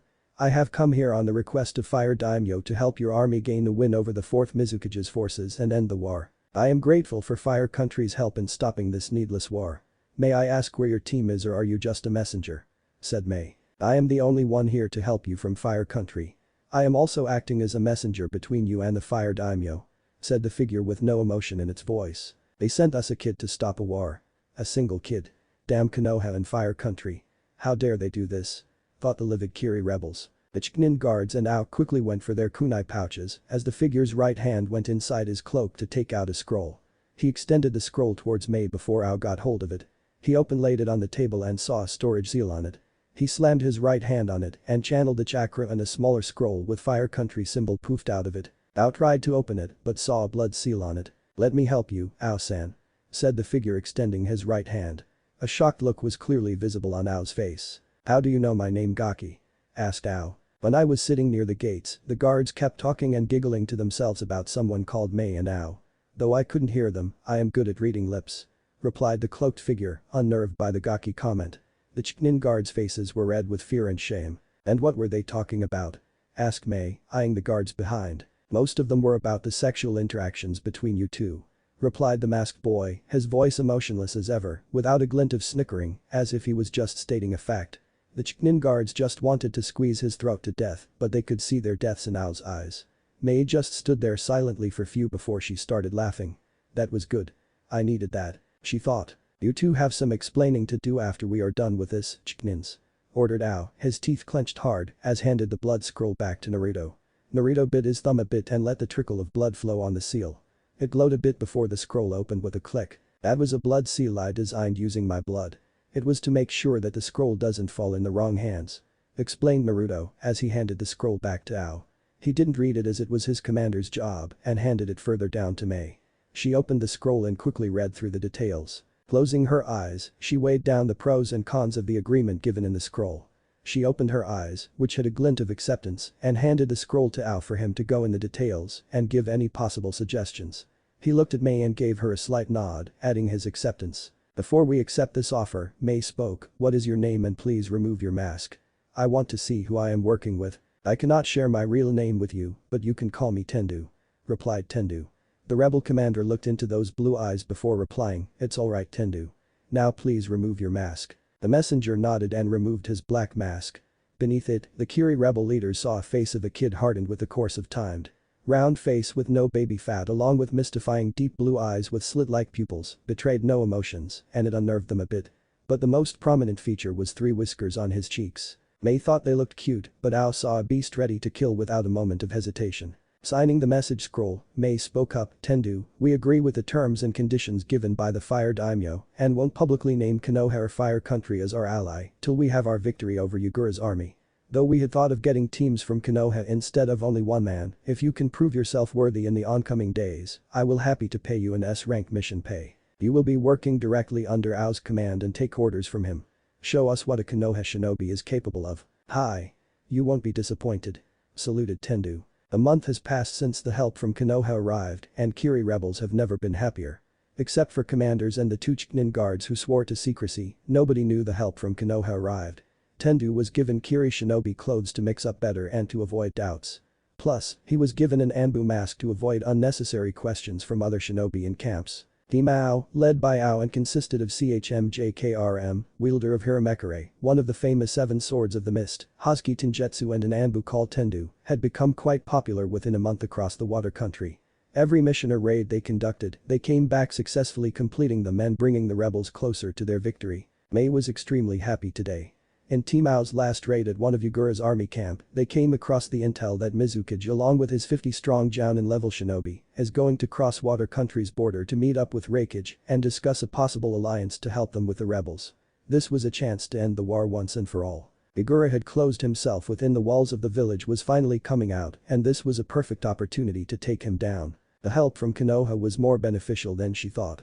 Tendu was a hero in her eyes, a perfect shinobi, even though his individual achievements were never publicly announced and were often declared as team effort. Any type of mission, whether it be a raid, intel gathering, assassination, interrogation, he could do anything. Give him mission details and forget about it because he would accomplish it within the provided time limit, but he also scared her. She had passed through the Kiri's bloody academy system and killed her friends at the age of 9, even then Tendu scared her. She and Ao often wondered what kind of hellish training he underwent to become a perfect shinobi. In a mission, he would properly interact with everybody, give help and tips in Kenjutsu and water element to CHMJKRM and Tenjutsu, discuss his plans with Ao, and even report properly to Mei. But as soon as the mission gets over, he's gone. Not even her best trackers could track her. He had just given seals to her and Ao. He would appear in front of them within 5 seconds after they channel their chakra in them. He was an unsolved mystery which got complicated every passing day. Pushing those thoughts aside, she entered the command center to discuss plans to ambush and kill Yugura. Inside, she saw her 3 lieutenants, Ao, Kurisuke Raiga and Akabino Genin, waiting for her. Raiga was the member of the 7 swordsmen of Mist along with Genin and wielded the thunder sword, Kiba. Genin was the member of both old and new generation of 7 swordsmen and wielded the blunt sword, Kabudaori. Ao, please summon Tendu, his presence and advice is necessary today. Said Mei as she took her seat at the head of the table. Everybody saw Ao taking out a paper seal and channeling chakra to it and in no more than 5 seconds, there was a loud knock on the door. "Human," ordered Mei. The door opened and a masked boy walked in through the door. He made a formal salute to everyone in the room and silently stood behind Ao. Nobody except 2 knew the real info about Tendu and it was about to become a major issue in the upcoming meeting. "Mei-sama, may I ask why a member of Ao's personal team allowed to attend one of our meetings?" asked Raiga. Mei looked at Tendu who didn't look affected a bit by the question, his expression hidden behind his black mask, an. Tendu only wore Anbu mask during missions and his eyes devoid of any emotion. She then looked at Ao, who slightly nodded. "It is an S-class secret that I am going to tell you today. Tendu here is not from Kiri. He came from Konoha to assist us in the war a month ago." Mei stopped to check the expression on her lieutenants' faces, which was a bit of astonishment but no anger. Satisfied, she continued, the water daimyo had requested his friend, the fire daimyo, and asked for help to end the war. So he sent Tendu here to assist us. Worry not, he didn't send a single ninja to make fun of us, but he believed in his abilities. I believe in his abilities. You know about the achievements of Ao's team recently and now know that Tendu's contribution was a major part of it. He even found the genuine intel about Yugura's possible treaty with Kumo. Now I want this secret to remain a secret and not spread among our faction like a wildfire after this meeting. As the part of the contract, we are not allowed to connect Konoha with the war till it ends." She concluded adding a bit of killing intent to get her point across. Raiga and Genin, who were kept in the dark till now, had their own doubts about Tendu even before the meeting. Being the part of 7 swordsmen of Kiri, who were the strongest among Kiri shinobi, they often had the knowledge about who was strong in Kiri, and Tendu stood out of the rest because of his sudden presence and increasing success rate of missions and raids. Recently, they hadn't heard of a Kiri Anbu being so strong who was just a kid. But that was a question on every Kiri rebel commander's mind. After getting a quick nod from Raiga, swallowing his pride for asking help from outside, Genin spoke up, "Tendu-san, we appreciate your and your country's help on the noble cause of protecting who aren't guilty. You have our heartfelt thanks for that. I hope the relations between our two countries become stronger after the war. You are welcome, Genin-san, Raiga-san. Replied Tendu, with a bit of appreciation in his voice. Now with that aside, I would like to proceed with the meeting. Mei spoke up, getting everybody's attention. Now according to the intel found by Ao's team 3 days ago, Yagura with a team of 50 Jounins is going to cross the borders near mangrove forests at the Kaizo River Basin in 10 days, that is 7 days from now, to reach Kumo and discuss an alliance. And we cannot allow that to happen. So do you guys have any possible plans for ambush? Asked Mei. As Mei's lieutenants were contemplating the intel, Tendu raised his hands. According to Ao, Tendu's plans had very high success rate. He thought quickly, he acted accordingly, and if something goes wrong, his re-evaluated plans were quite swift and successful too. Wearing a little cheerful smile, Mei spoke up, yes Tendu, do you have something in your mind? Hi, Mei-sama. I think that Yagura's team will mostly consist of Jounins that are skilled in guerrilla warfare, silent killing, and capable of fighting underwater. And the fact that they are planning to do it at midnight further proves my assumptions. There will be good amount of water to perform and sustain Kurigakure no Jutsu, hiding in the mist technique. And with porous roots of the mangrove and rising water level at night, it will be easier for them to hide and attack if we ambush from the open. Plus, even though it was recorded 50 ninjas, I think we should assume more and take better backup. Tendu? You sure know what you are doing? Don't you? Raiga said. It is because of better tactical warfare done by Konoha shinobi that it has never been successfully seized all these years. Said Ao. I agree with Tendu's assumptions. Yagura is intelligent and would have already thought about us ambushing him. We have around 800 shinobi in our lines, out of which 150 are Jounins. I say we should take 100 shinobi in front lines, including 50 Jounins and 50 Chiknins, and 100 shinobi as a backup, including 25 Jounins and 75 Chiknin and Iryonin, Mediknin. What about Yagura? Who will fight him? Asked Raiga, excited about getting his hands on Yagura. Genin, you will lead the backup forces. Ao and Raiga can handle the frontal attacks. And I will fight Yagura. Concluded Mei. But Mei-sama, you cannot be serious. Yagura is a Jinchuriki, and it won't be easy to stop him once he starts using his Biju chakra. We would be fighting him on his domain, an. Water, and it could easily destroy our plans. We might even lose you. Reasoned Ao. I am a ninja first, Ao. And ninjas die on the field.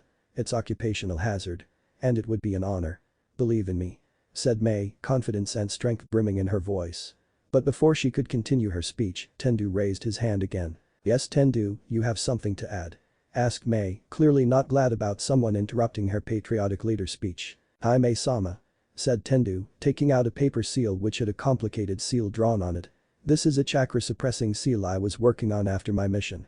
What it does is it can suppress Biju's chakra in the system when applied on Jinchuriki's forehead when they draw its power, thus leaving them fatigued.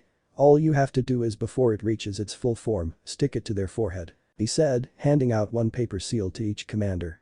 There was complete silence in room before Mei stood up, walked closer to Tendu, and hugged him. He tensed a bit but slowly eased up with Mei's ministrations on his back. Thank you Tendu. Thank you very much. You don't know how easy you made things now. You came like blessing on this cursed land. And I cannot thank you enough. Said Mei, slowly backing up, adorning a small genuine smile. You are welcome, Mei-sama. I am happy to help.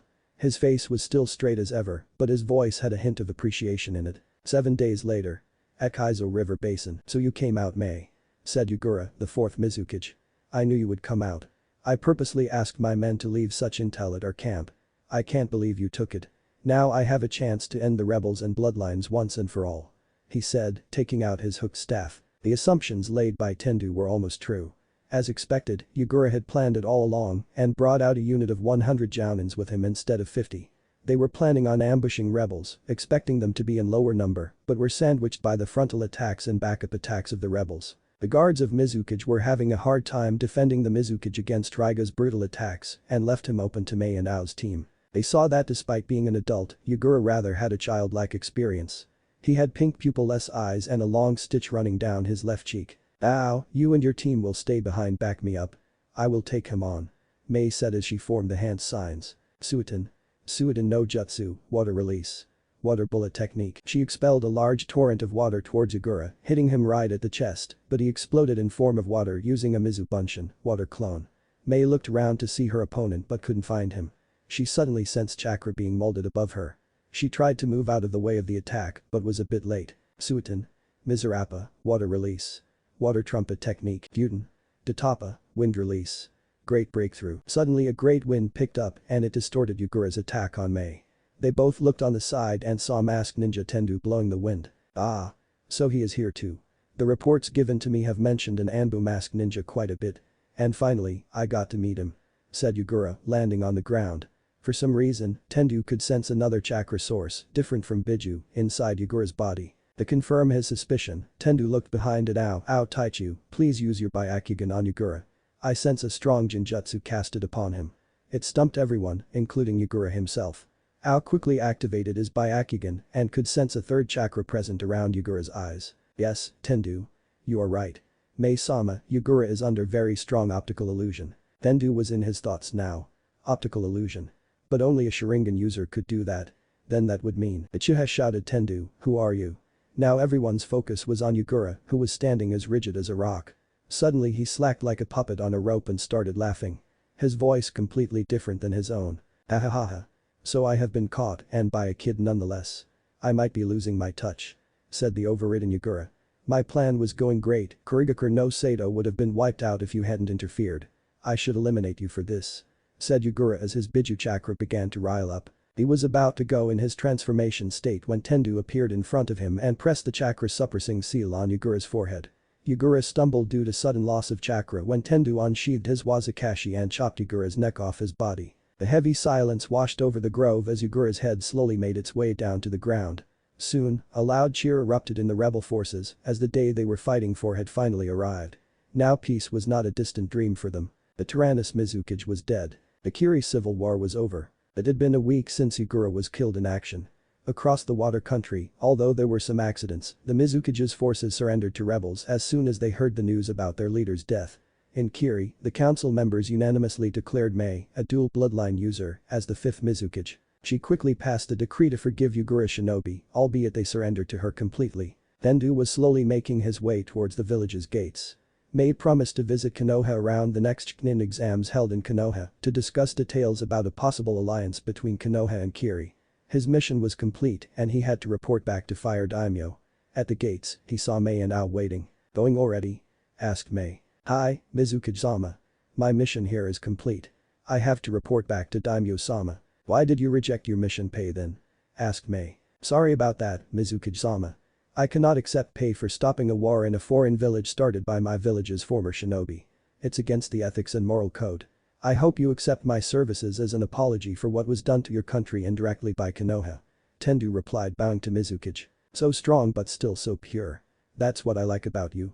Take care of yourself and those close to you. Said Mei, hugging him and kissing his forehead. She broke the contact and after giving a quick nod to both Mei and Ao, Tendu walked out of the gates. They watched him walk when he stopped suddenly. He stood still for a minute before turning his head back. Naruto. That's my name. He said before disappearing using a shunshin. Naruto was walking down the dark corridor of Root headquarters. It had been 2 years since he was last here. This was his academy. His home. A place which readily accepted him without asking much questions. Though he had good memories about his time at Daimyo's palace, nothing worked better for him than the secluded corridors of the headquarters. Up ahead, he could see Danzo's office. He had been his master for 10 years. He had saved Naruto, he had accepted him and gave him shelter, and he had provided him with the skills to take on the world. And for that Naruto had utmost respect for him. Naruto walked close to the door and knocked in a coded fashion. Each agent en route had to knock in specific format to identify themselves, and Naruto was no different. Come in. Came a voice from behind the door. Naruto opened the door and walked in. Behind the desk was Danzo. He still looked calm and composed as Naruto last saw him.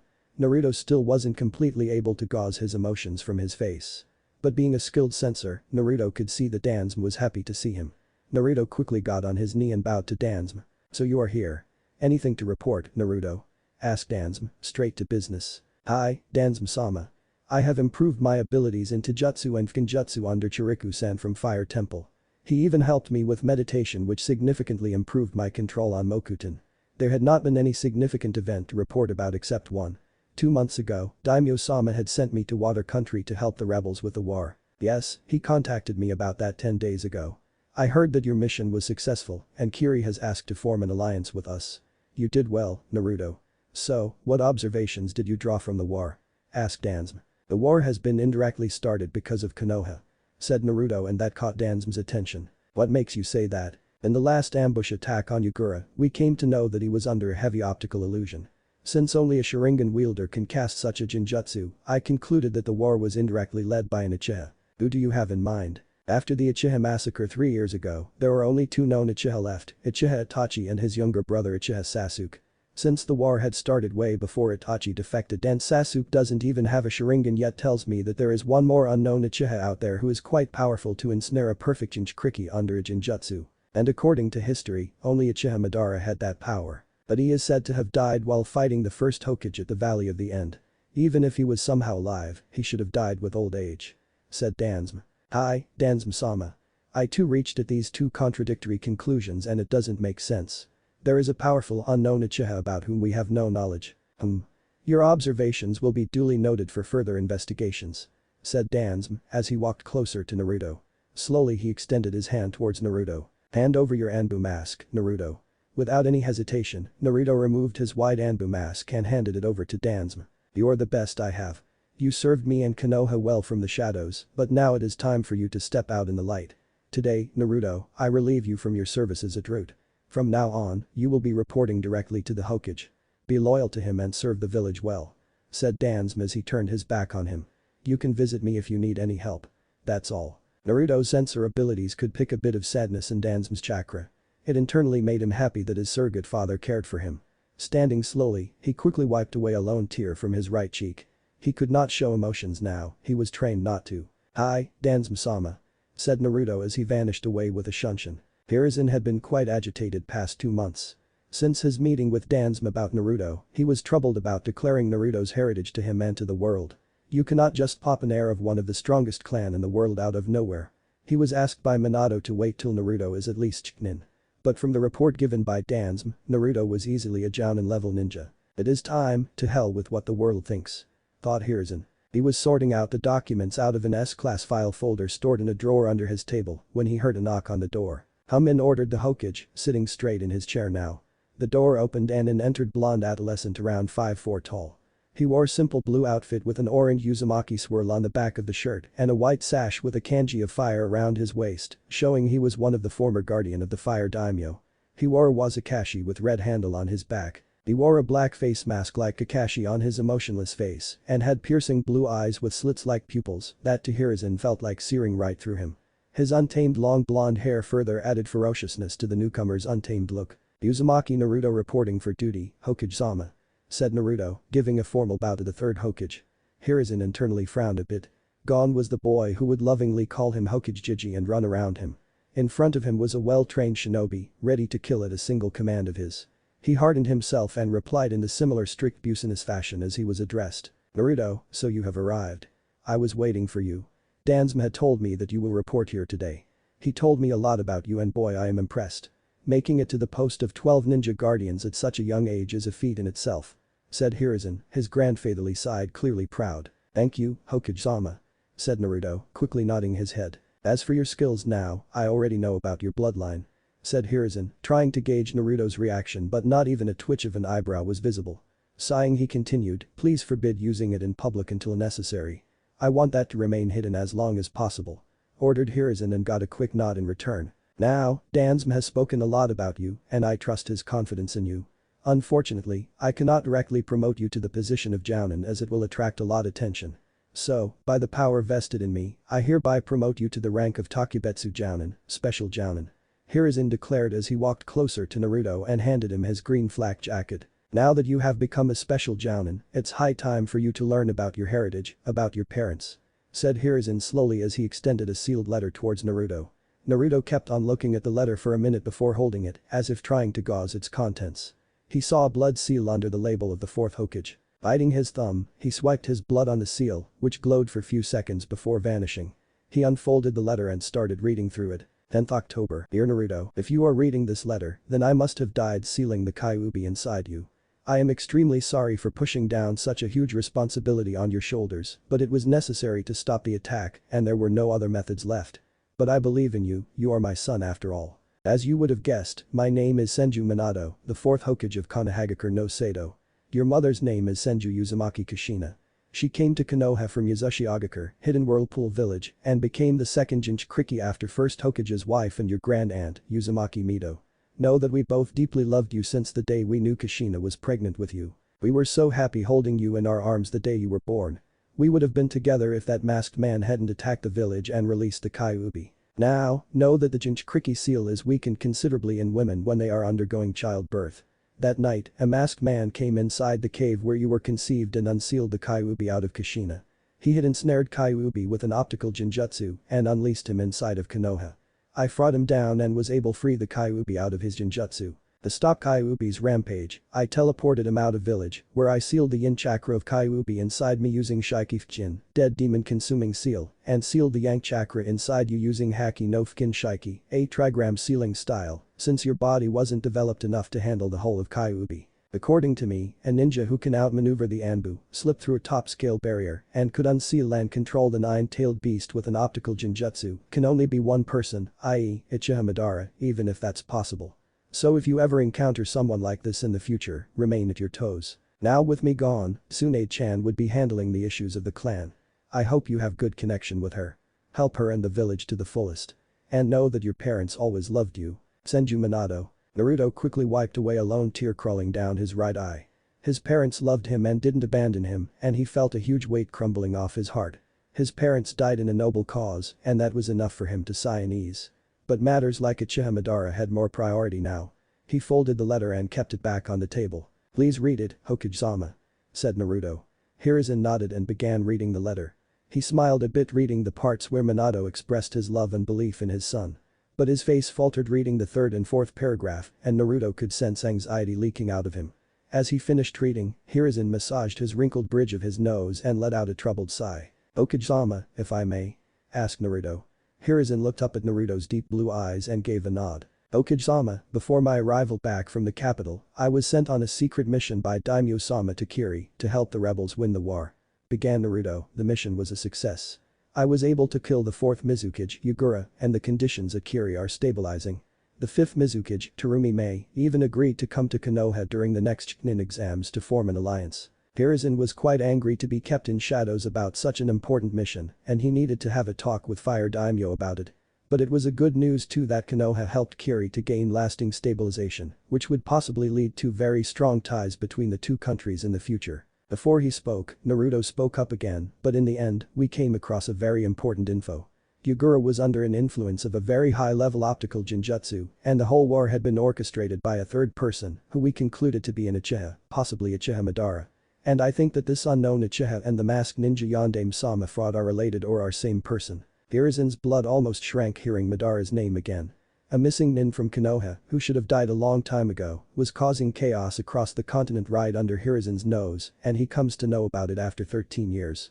His years are clearly getting on him. "Naruto, does anybody knows about the appearance of Madara in the mission, apart from both of us?" asked Hiruzen. "Hi. Apart from both of us, Danzo-sama, Mizukage-sama, the swordswoman Kumanbu hiding near the bookshelf and the ill-looking Anbu hiding in the ceiling gap of your office, nobody knows about this detail." Despite the situation, Hiruzen had to laugh. A 13-year-old ninja could easily pick out the Anbu hiding in the office, and he was thoroughly pleased with Naruto's analysis. But he also have to ask the Anbu commander to up the Anbu training. "Yugao, hey, come out. Your positions have been discovered." In a blink of an eye, they appeared behind Naruto, holding out their swords aiming at his various body parts. "How did you know I was there?" "My Misegakure no Jutsu, chameleon technique, is second only to Jiraiya-sama and Heiei-kun," asked Yugao, aiming her sword near Naruto's crotch. "Wrong, Yugao-san," said another Naruto, who rippled out of the space at her back, aiming a kunai at her throat. "I think you have more competition now. Your technique faltered around your sword and it gave away your position. One more thing to consider, Yugao-san, please use neutral honorifics when on duty." Their reference to Heiei-san here further gave away your relationship with him, which can be easily exploited by enemies. "And if I aimed my kunai at him," a third Naruto appeared behind Heiei, aiming the kunai at his jugular, Naruto continued, "I can easily sense your chakra riling up and anger rolling out of you in waves. Please take care of that," said the second Naruto, before disappearing along with the clone behind Heiei. There was a pin-drop silence for a minute in the room. Yugao and Heiei had lowered their swords. The tobacco pipe from Hiruzen's mouth had fallen down on the table. Yugao was clearly downcasted, not liking being deftly one-upped by a 13-year-old. Heiei slowly sheathed his sword and broke the budding silence in the room. Naruto-san. Cough, how did you know that I am ill? Cough, asked Hade. Well, my sensor abilities picked up low chakra around your right lung than any of your other body parts, showing a less developed chakra pathway system around it, implying to a weaker right lung. When you were hiding, your breathing was short and constant and didn't pressurize your lung much. But your cough-filled talk now proved my findings. Concluded Naruto with his straight voice. As much as the Anbu in the room wanted to disagree, the 13-year-old in front of them was a damn good shinobi. Hiruzen wanted to stand up and applaud him for his perfect observations and conclusions, but didn't want it to demoralize the Anbu further, so he began with his speech. Thank you, Naruto. I must say your observations were quite accurate and my both Anbu should pay heed towards your advices. Now with the main talk, I declare the recent info regarding the possible Ichihara Ogen S-rank secret. These talks shouldn't leave this room or the ninja will be dealt with execution. Declared the third Hokage, getting a nod from his three subordinates. The Anbu then vanished back to their hiding places within the office. And Naruto, you can use your paternal family name and compound from now on. The whole Senju compound operates on seals. He said, tomorrow is the academy graduation class. Graduates will be divided among selected jounins to form a four-man cell. Naruto, as a Takubetsu jounin, your work will be to act as assistant jounin sensei to the teams who will pass the real genin test. I will help you rotate your duties among them. You will also be performing the missions I assign you or be performing missions with the respective genin teams. Dismissed. Hi, Hokage-sama. Saluted Naruto. As he was about to walk out of the door opened and a young brown-haired boy wearing a long blue scarf walked in holding a wooden kunai in his right hand. His eyes were focused directly on the Hokage. Boy, Gigi. He yelled. Today I will defeat you and take that fancy hat of yours. Naruto watched as the intruder took a few steps further before tripping on his own scarf, his face landing directly in front of Naruto's feet. The Hokage let out a loud sigh before massaging his wrinkled temples with his hands. Ah. The intruder hissed as he slowly stood rubbing his forehead when his eyes fell on a blonde figure standing in front of him. Why did you trip me? Don't you know I am? He shouted. Naruto adopted to answer him in an emotionless manner. No, I didn't trip you. You fell stepping on your own scarf. And no, I don't know who you are. As they were arguing, another sunglasses-wearing ninja walked in, whom Naruto guessed to be a Takubetsu jounin. The ninja quickly came in between the argument and had his hand set on his kunai pouch. Stop arguing with the Imago-sama, honorable grandson, boy, or you will face the consequences. Said the sunglasses-wearing ninja. Naruto, from the corner of his eye, saw the young boy drawing his mouth back in a snarl at the word Imago-sama, clearly not like the title. Before the situation became worse, Hiruzen interrupted their talks. Naruto. This young lad here is my grandson, Sarutobi Konohamaru. And the ninja is Ibisu, Konohamaru's personal guard and private trainer. Konohamaru, Ibisu, this is Senju Naruto. Said Hiruzen as he lighted up his tobacco pipe. Though Konohamaru was confused, he had heard the name Senju somewhere. Ibisu was gaping like a fish. But Hokage-sama, isn't Tsunade-sama the only Senju left? Asked Ibisu. No, Ibisu. Naruto here is the son of the fourth.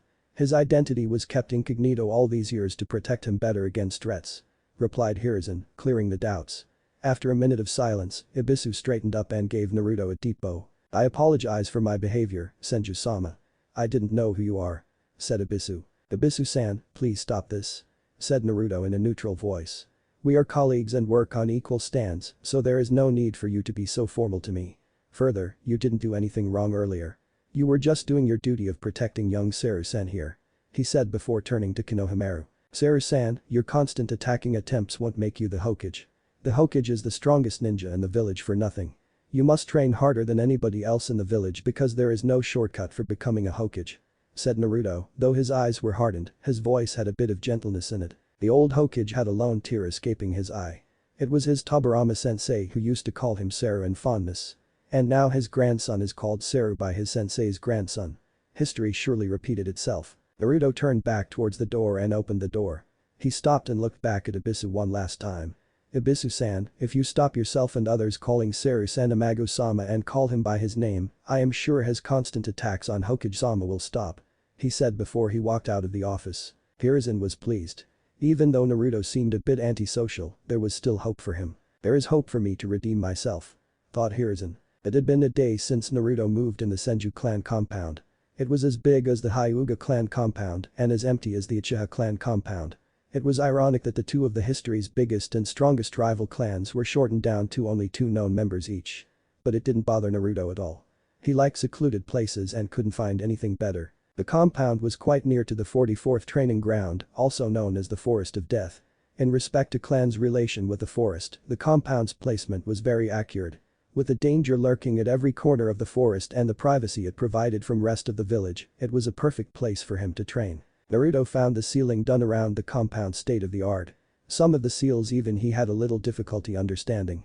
With a history of sealing legends like Uzumaki Mito, his father and his mother and the compound, he couldn't need any better confirmation. But there were some parts Naruto had no access to, most importantly, the clan library. The library itself was huge, as big as the village's own library. He can easily see why Senju clan was known as the clan with 1,000 skills from the sheer size of it. But he needed someone else's blood to unlock the seal on the door, the head of the clan's blood. It was a treasure trove of unspeakable knowledge. A child's curiosity of learning something new and exciting was still in him, and he could only imagine what all knowledge is trapped inside the library's walls. He could only imagine where the current clan head, Senju Tsunade, was. He came to know about his family when he was 4.5 during a history lesson at Root. When he was told that the first Hokage was the Mokuton user like him, he quickly linked his relations with the Senju clan, as bloodlines are only passed through blood, forgive the pun. By the end of the day and surfing through various history books, he had found that he looked a lot like the fourth Hokage, and his wife was pregnant during Kyuubi's attack. He had derived the meaning and cried himself to sleep at night. He didn't tell anyone about his discovery and only asked Danzo once before going to the fire daimyo. As a budding ninja, fourth Hokage was a hero in his eye, but as a child, he always had two thoughts in his mind about his parents: did they love me? Or did they hate me and abandon me for the village? Many times, the second question had more possible answers to support than first one. The fourth Hokage loved his village. He could kill for the village and he could die for his village. Then why not sacrifice your son for the village too? It seemed plausible and he did sacrifice him in a way. As a ninja it was quite heroic that you can sacrifice your family for the sake of the village. As a son, a single thought like this almost burned down a hole in his chest. But the letter from the Hokage brought peace to the ache in his chest. His parents loved him and they won't ask anybody else but him to deal with the Kyuubi because they believed in him. For the lava-learned heart of his that was more than enough. But then came the case of Senju Tsunade. If she was there present in the village during his birth, according to his father's letter, then why wasn't she there for him later in his life? According to the history books, she sounded like a super powerful Irionin. But to him, she was a traitor who ran away from her duties, her responsibilities, and her family. He had already planned to have an all-out fight with her the time he sees his one Isama. And then bring her back afterwards, if she remained alive. After having an intense 4 hours training session at the Forest of Death, Naruto quickly took a shower. Today, he was about to meet with the graduating teams at the academy. As far as he knew, all the graduates were of his age group and definitely wanted to see what he would have been like if he had proceeded through the academy to become a ninja. He wasn't living in the clan head's house in the compound. He found a simple one-room house in the darkest corners of the compound. It had one bedroom with a single bed, cupboard and study table near a curtain-less window, a bathroom and a small kitchen with almost no utensils. So, by chance if Anko was just passing by his house to reach the training ground, she could have easily seen him wiping off his well-chiseled and lean body with a towel and his hair falling on his unmasked whiskered face. He also had an Anbu swirl tattoo on his left bicep. Quickly, he wore a standard black long-sleeve ninja suit over a mesh shirt with an Uzumaki swirl on the right bicep, arm guards, strapped-up ninja sandals, and tied the kunai holder around his right thigh. He had cut his shoulder-length spiky hair to the length of a finger. He took the white sash with the fire kanji he got from the fire daimyo and tied it around his waist. He then took out a Senju clan personalized Jounin vest from the cupboard, which he had found while exploring the clan head's house in the evening. It was plain blue flak jacket, except it was blue in color, had distinctive white fur around the collar, and had the Senju clan symbol, the Vajra, below the fur at the back. Looking at the mirror inside his room, he smiled a bit seeing his new look. Taking a good look at the Hapuri-style forehead protector that he had also found at the head house before putting it on, he saw that it had Senju emblem engraving on the inside and Konoha's emblem on the outside. It was a perfect fit on him. He won't be wearing the face mask now, he doesn't need to hide from the world anymore. He took one last look in the mirror before he walked out of the room, picking up a sealing-related book from the study table. He looked like a young, blonde version of his grandfather. Graduation day, Ninja Academy, Konohamaru. Okay kids, settle down, said Iruka, the Chunin Academy teacher to the graduates returning from their lunch break. When they settled down, Iruka began his speech. Today, you all graduate from the academy and become a full-fledged ninja. Remember that the world of ninja is a scary place. You will have to continue your hard work to survive and aspire your dreams, and I wish you all the best. Now, I am going to announce the names of the Student of the Year and Kunoichi of the Year. And this year's top graduate's name is Uch. Before he could finish, he was interrupted by a loud knock on the door. He always cherished the look on a graduate's face when their names were announced and was annoyed by the knock. "Come in," he ordered. The door opened and the whole class gasped, looking at the intruder as if seeing a ghost. Shaggy blonde hair, whiskered face and looked just like the second Hokage from the history books. He looked as old as the current graduates, albeit a little taller. Without looking up from the book in his hands, he crossed the room and came to stop near Iruka. Iruka shook himself out of the thoughts and straightened up. "Yes. Who are you and what do you want?" inquired Iruka. Without looking out of the book in hand, the intruder opened his kunai holder, which actually stiffened Iruka, and took out a small piece of paper with Hokage's seal on it and extended it to Iruka. That got Iruka's attention as he took it and started reading it hurriedly. The whole class could see their teacher's face expression going from worry to shock and finally settled down to gaping fish face. "Iruka-sensei, what's wrong?" asked Yamanaka Ino, the heir of the Yamanaka clan and a gossiping fangirl, as she eyed the mysterious eye candy that walked inside the class from the corner of her eye. Regaining his wits and giving back the slip to the intruder with trembling hands, Iruka turned towards the class. Alright class, there is an important announcement made by the Hokage-sama. This ninja here, he continued, looking at the intruder, is SS Senju Naruto, Takebetsu Jounin. He will be acting as the additional sensei to all the graduating teams this year. Say hello to Naruto sensei. Heavy silence fell in the room for a minute before the shouting broke the silence. How is he our sensei? He is just as old as me. Shouted Inyazuka Kiba, a brat and the heir of Inyazuka clan, the clan famous for their use of ninkin, ninja dogs, his ninkin Akamaru barking to support his question. My bugs are reacting differently around him because they are reacting like they react around a tree, but are scared to go near him. Said Aburam Shino, a Kakachu bug user and the heir of Aburam clan. I hope he will help me become strong and confident, just like father wants. Thought lavender-eyed Hyuga Hinata, the heir of the Hyuga clan, house of the famed Dojutsu, by Akugan. Man, this is so troublesome. Two sensei to face together. And Tsunade of the Sannin was the last Senju left, so where has he come from? So damn troublesome, thought Nara Shikamaru, heir of the deer-loving Nara clan. I hope he takes us to BBQ restaurant after this.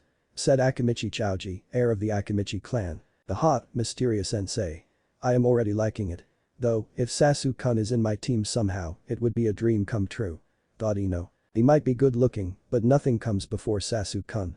Thought a pink-haired Haruno Sakura, a civilian graduate. Though, Naruto was already hating the shouting in the room, but was quite fascinated with the emotions coming from the students.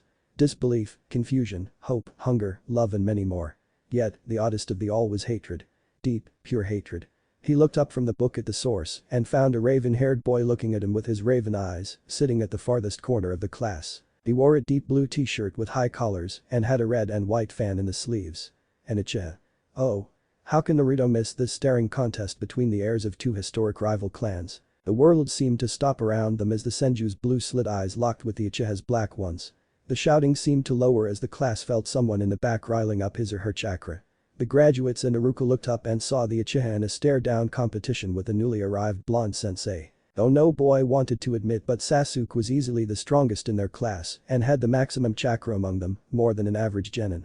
Everyone could see purple chakra outline and a half smirk on his face, taunting the blonde. Naruto raised an eyebrow as he saw Sasuke playing a dangerous game. Iruka so wanted to stop Sasuke from taunting his sensei when suddenly he drowned in a wave of pure chakra. It hit the class like a shockwave. It was so strong that the graduates in the front row passed out of the pressure. Shino's Kakachu swarmed around haywire and Akamaru hid himself inside Kiba's jacket and started wailing. Others could see the floor and the walls cracking up when the blonde ninja riled up his chakra and it killed the smirk on the Uchiha's face. The floor beneath his desk cracked and the Uchiha fell of his seat, giving Naruto his win. Everyone then silently watched as Naruto walked up to a corner, diagonal to that of Sasuke, and to their sheer amazement, walk up on the wall.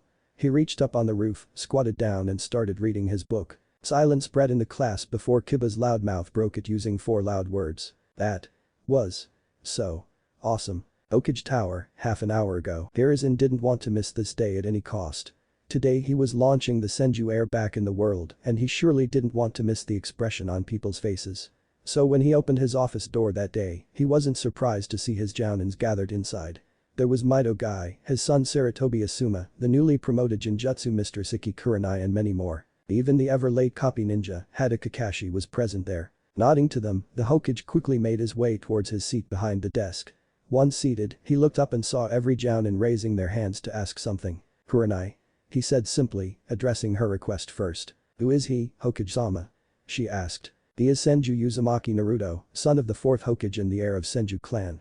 The mention of son of the 4th Hokage lowered many hands, but heavy murmuring began in the room. "Silence," the Hokage said, his voice booming around the room, effectively ending the murmuring. "Guy." "Hokage-sama," said Guy, "I have heard that he is 13 and he is going to be acting as an additional sensei to the new graduates. Don't you think he is too young for this?" he asked, no youth cliches in the sentence. "No, Guy. Though he is very young but he is skilled and has experience. His Senju blood runs strong in his veins. You don't know but he ended the civil war at Kiri." And that raised quite many eyebrows and gasps. But Hokage-sama Asuma spoke up. "We didn't send any support from Konoha to Kiri. How did he end the war?" "Apparently, the Fire Daimyo sent him on a secret mission to help his friend's country. Naruto worked under Danzo for 10 years. Asuma, like you, he was one of the 12 guardian ninja of the Fire Daimyo for 2 years. You should meet with him," said Hiruzen, enjoying the gaping look on his son's face. Finally he turned towards the last hand, which belonged to Hada Kakashi. "Yes, Kakashi. Is he the Jinchuriki of Kyuubi?" Heavy silence spread across the room as everyone's attention towards their leader. Hiruzen looked at his top-level subordinates. They had the right to know about it if they have to protect the village in the future. Closing his eyes, he gave a firm nod. Before anyone else could continue, Hiruzen opened the desk drawer and took out his famous crystal ball, which acted like a telescope and could track an individual. "Now, before you guys speak anything, I had ordered Naruto to report at the academy 5 minutes ago. So if you guys want to know more about him, you all are welcome to stay," said Hiruzen as he activated his crystal ball and focused it on Naruto. The Jounins, not seeing any problem, quickly gathered around the ball. They saw a blue-clad figure standing beside the Chunin teacher, who was reading some note with gaping mouth. "What is he reading?" asked Guy, trying to figure out the note. "Oh, it's nothing. I just wrote that his name was Senju Naruto and he will be acting as support senseis to this year's graduating teams," answered Hiruzen. Then Sei saw the graduates shouting when Iruka told them about Hokage's message. Naruto looked a bit annoyed by it, but he was silently reading his book. "Does he also read smut like Kakashi?" asked Kurenai, fuming a little. "Apparently not, Kurenai," said Hiruzen. "As much as I can see, he is reading some book on sealing. I was told that he showed keen interest in Genjutsu. The village can surely use a master of this fragile art." Next, they saw that the shouting in the class suddenly died down. Naruto looked up his book and his eyes were locked in the corner of the class. Changing the angle of the crystal ball to the corner of the class, they saw Uchiha Sasuke warily looking at Naruto with a pure look of hatred. "Aw, not again," groaned Hiruzen, rubbing the bridge of his nose. "What's wrong, Hokage-sama?" asked Guy, concerned about his leader. What we are seeing is the new generation of Senju Uchiha legendary rivalry. If they get past it and become friends, they both can lead to great things. Like Senju Hashirama and Uchiha Madara working together to form this village. But if it gets bitter, there will be destruction at mass scale. Like fight between the first Hokage and Uchiha Madara at the Valley of the End. It's like it is in their genes to hate each other." They saw in the ball that Naruto had accepted the stare-down challenge. "I definitely want to see this," said Takebetsu Jounin Mitarashi Anko, her voice brimming with excitement. Sasuke has started riling up his chakra, which was nothing in comparison to that of Jounin's, with a half-ass smirk. Naruto looked calmly at the Uchiha and just raised an eyebrow at it. Then they saw the hell breaking loose in the class. As Naruto riled up his chakra, the floor broke beneath his feet and the walls cracked up. Being near to academy, the tremors could easily be felt in the office of the Hokage. Iruka and the front row graduates fainted in Naruto's sheer presence. Sasuke's desk broke and the Uchiha fell off his desk, giving the victory to Naruto. Finally, they saw Naruto walking up the wall and squatted on the roof calmly reading his book, as if nothing had happened. The Jounins in the office silently straightened up, they were too stumped up to say anything. Naruto's chakra levels were easily beyond cage-level shinobi, without using Kyuubi's power. As they were about to leave to meet their new teams at the academy, everybody saw Anko raising her hand to question the Hokage. "Yes, Anko?" asked Hiruzen, suddenly looking 10 years older than the previous second. "May I work with him in the near future?" asked Anko excitedly. Hiruzen let out a deep sigh when he thought about all the sadistic techniques Anko and Naruto will use on others if they work together in the near future. He definitely didn't expect these incidents today. "I am too old for this stuff," he thought as he gave a small nod to Anko. Graduation Hall, Ninja Academy, Konoha. Sitting like a bat on the corner of the roof, Naruto silently observed the graduates from his age group from the edges of the ceiling book. All of them were silently gazing back at him, some warily and some with star-filled eyes. From their faces and chakra levels, he knew that only around 30% would pass the actual genin test, which would be mostly comprised of the members of the ninja clans. He knew this was important. You simply can't send anybody on the front line to fight if they are not born to fight. Only around 1/5 of these passing 30% will belong to civilian families, even less. Rest all would either come back to the academy to redo a year or they would simply drop and begin their civilian life in the village. On the diagonal corner of the room, the Uchiha was sprawled across the floor and two girls, one with pink hair and the other looked like the Yamanaka girl, were busy trying waking him up. After 2 minutes of their crying and wailing, Naruto closed his book and brought his attention towards the graduates in the second row, who almost fell from the chair under his uninterested yet piercing gaze. "Someone bring some water and wake everybody up in the class. I don't think we have whole day for that," he said flatly, pointing towards Uchiha fan club. After some blinking and snickering of the graduates, they quickly got up and fetched some water from the washroom to wake up their genin teacher and rest of the class. Iruka woke up with a start. Standing up slowly, he looked around and found himself in the class. Some of his students looked worried. "What was that?" he thought, "it felt like I was hit by a tsunami. And why are there cracks on the floor?"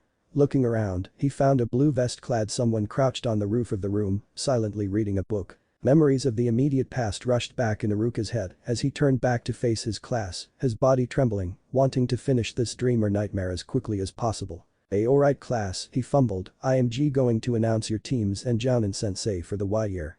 They are formed as a group of 3 genin, which is led by an elite Jounin shinobi. It is so that ninja can learn teamwork and experience true shinobi life.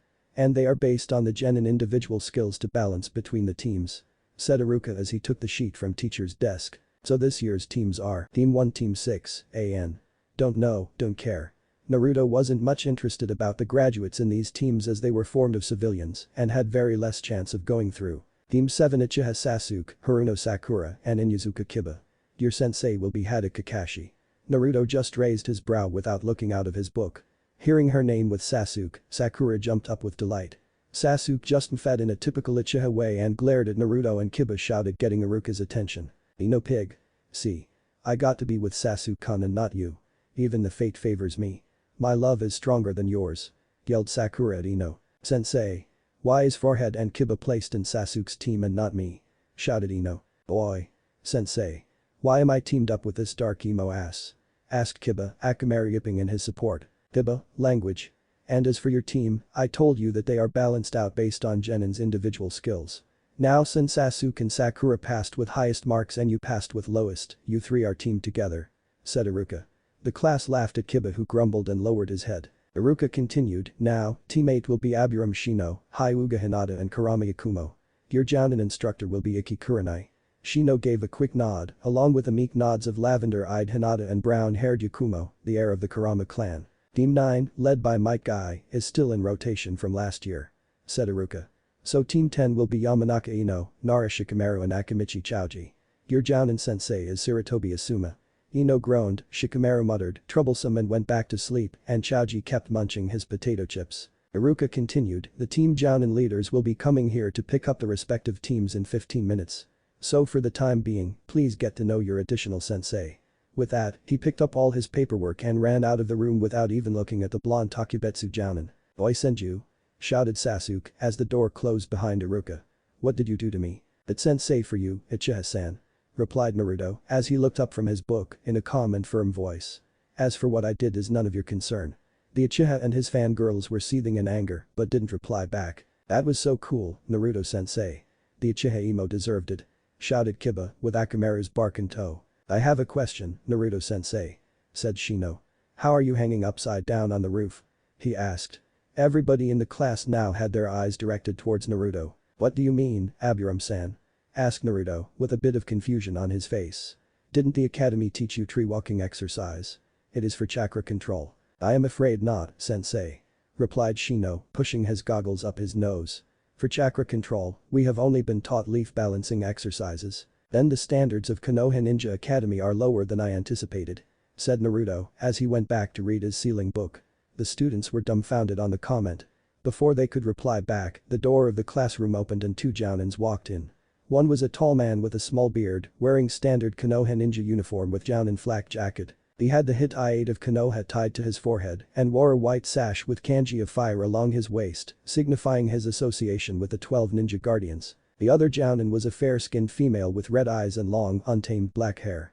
Her outfit consisted of a red mesh armor blouse with only right-hand sleeve. Rest of her outfit had a similar pattern of that of bandages and regular sandals, her hit I-8 tied on her forehead.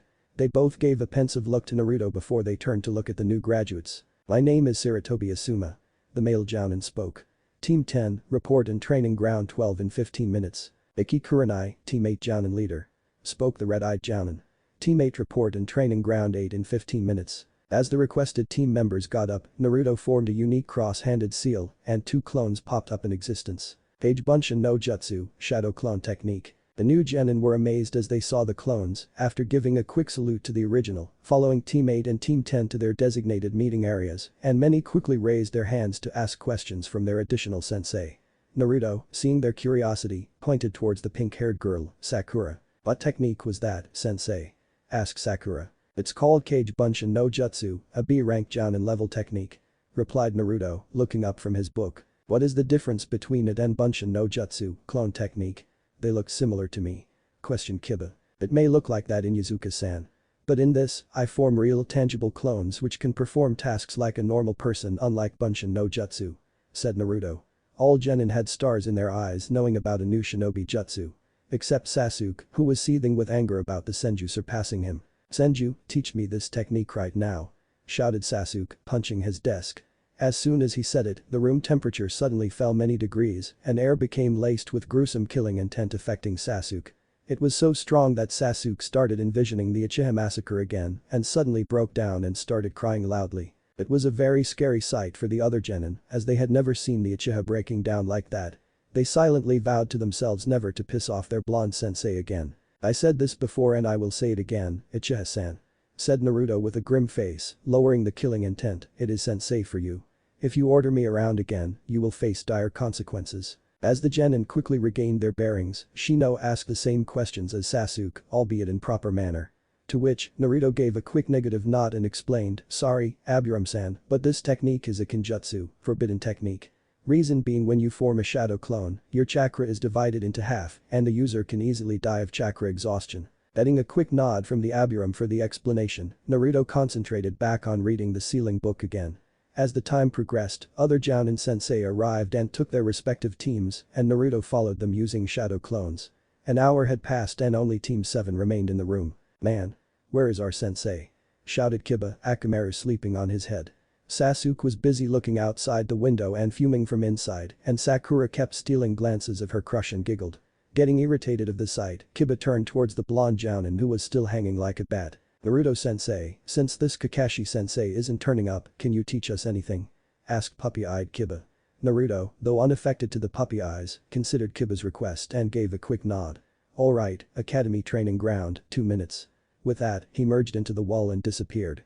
Kiba quickly muttered, "Awesome," and ran out to the field. Not wanting to be left behind, Sasuke got up and ran out with Sakura trailing him. Training ground, Ninja Academy, Konoha. Team 7 addressed Naruto with an assertive tone. "Today I will teach you the basics of tree climbing exercise, the one I was doing in the classroom. It increases chakra control and you can perform your jutsus more efficiently," said Naruto. He could sense the excitement brimming from the 3 genin, except a bit of malice from Sasuke. "For this practice, you have to focus a fixed amount of chakra to the bottom of your feet," said Naruto as he formed a ram seal and started climbing on a tree in the field without using hands. He reached a high branch and hung himself upside down using chakra under his feet. "Remember, less chakra and you won't stick properly. More chakra and you will be pushed away and the tree will break," he said as he passed them a kunai each. "Use them to mark your progress on the trees. For starters, try running towards a tree and try to climb," he said as he took out his book and started reading again. "Hi." The 3 genin nodded as they picked up the kunai and chose 1 tree each to practice.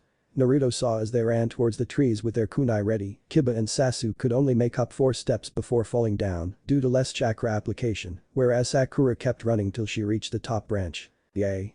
I did it in the first try. This was fun," cheered Sakura. "Whoa. Sakura, that was awesome," shouted Kiba. Sasuke said nothing but looked a bit jealous. "So Haruno-san has advanced chakra control, but that can be contributed to her low genin level reserves," thought Naruto. "Haruno-san, you did well. Now I want you to keep hanging like that as long as your chakra allows. It will increase your chakra reserves," said Naruto with a straight face. "Hi, sensei," said Sakura as she kept hanging upside down and observed her other teammates. 2 hours had passed and team kept doing the tree climbing exercise. Sakura had passed out within 5 minutes of hanging upside down due to chakra exhaustion. Naruto had caught her and administered basic medical ninjutsu to boost her chakra and then let her sleep under the tree. The other two team members had progressed quite a bit and climbed more than half of tree's length. Naruto could sense a hidden chakra signature near the border of the training field. Probably an Anbu to keep an eye on me, he thought. Suddenly, he picked up another unique yet familiar Jounin level chakra signature around the border of the training ground and ordered the team to stand by. Alright, Team 7, your sensei is here. You may stop now and sit down. Also wake up Haruno-san, said Naruto.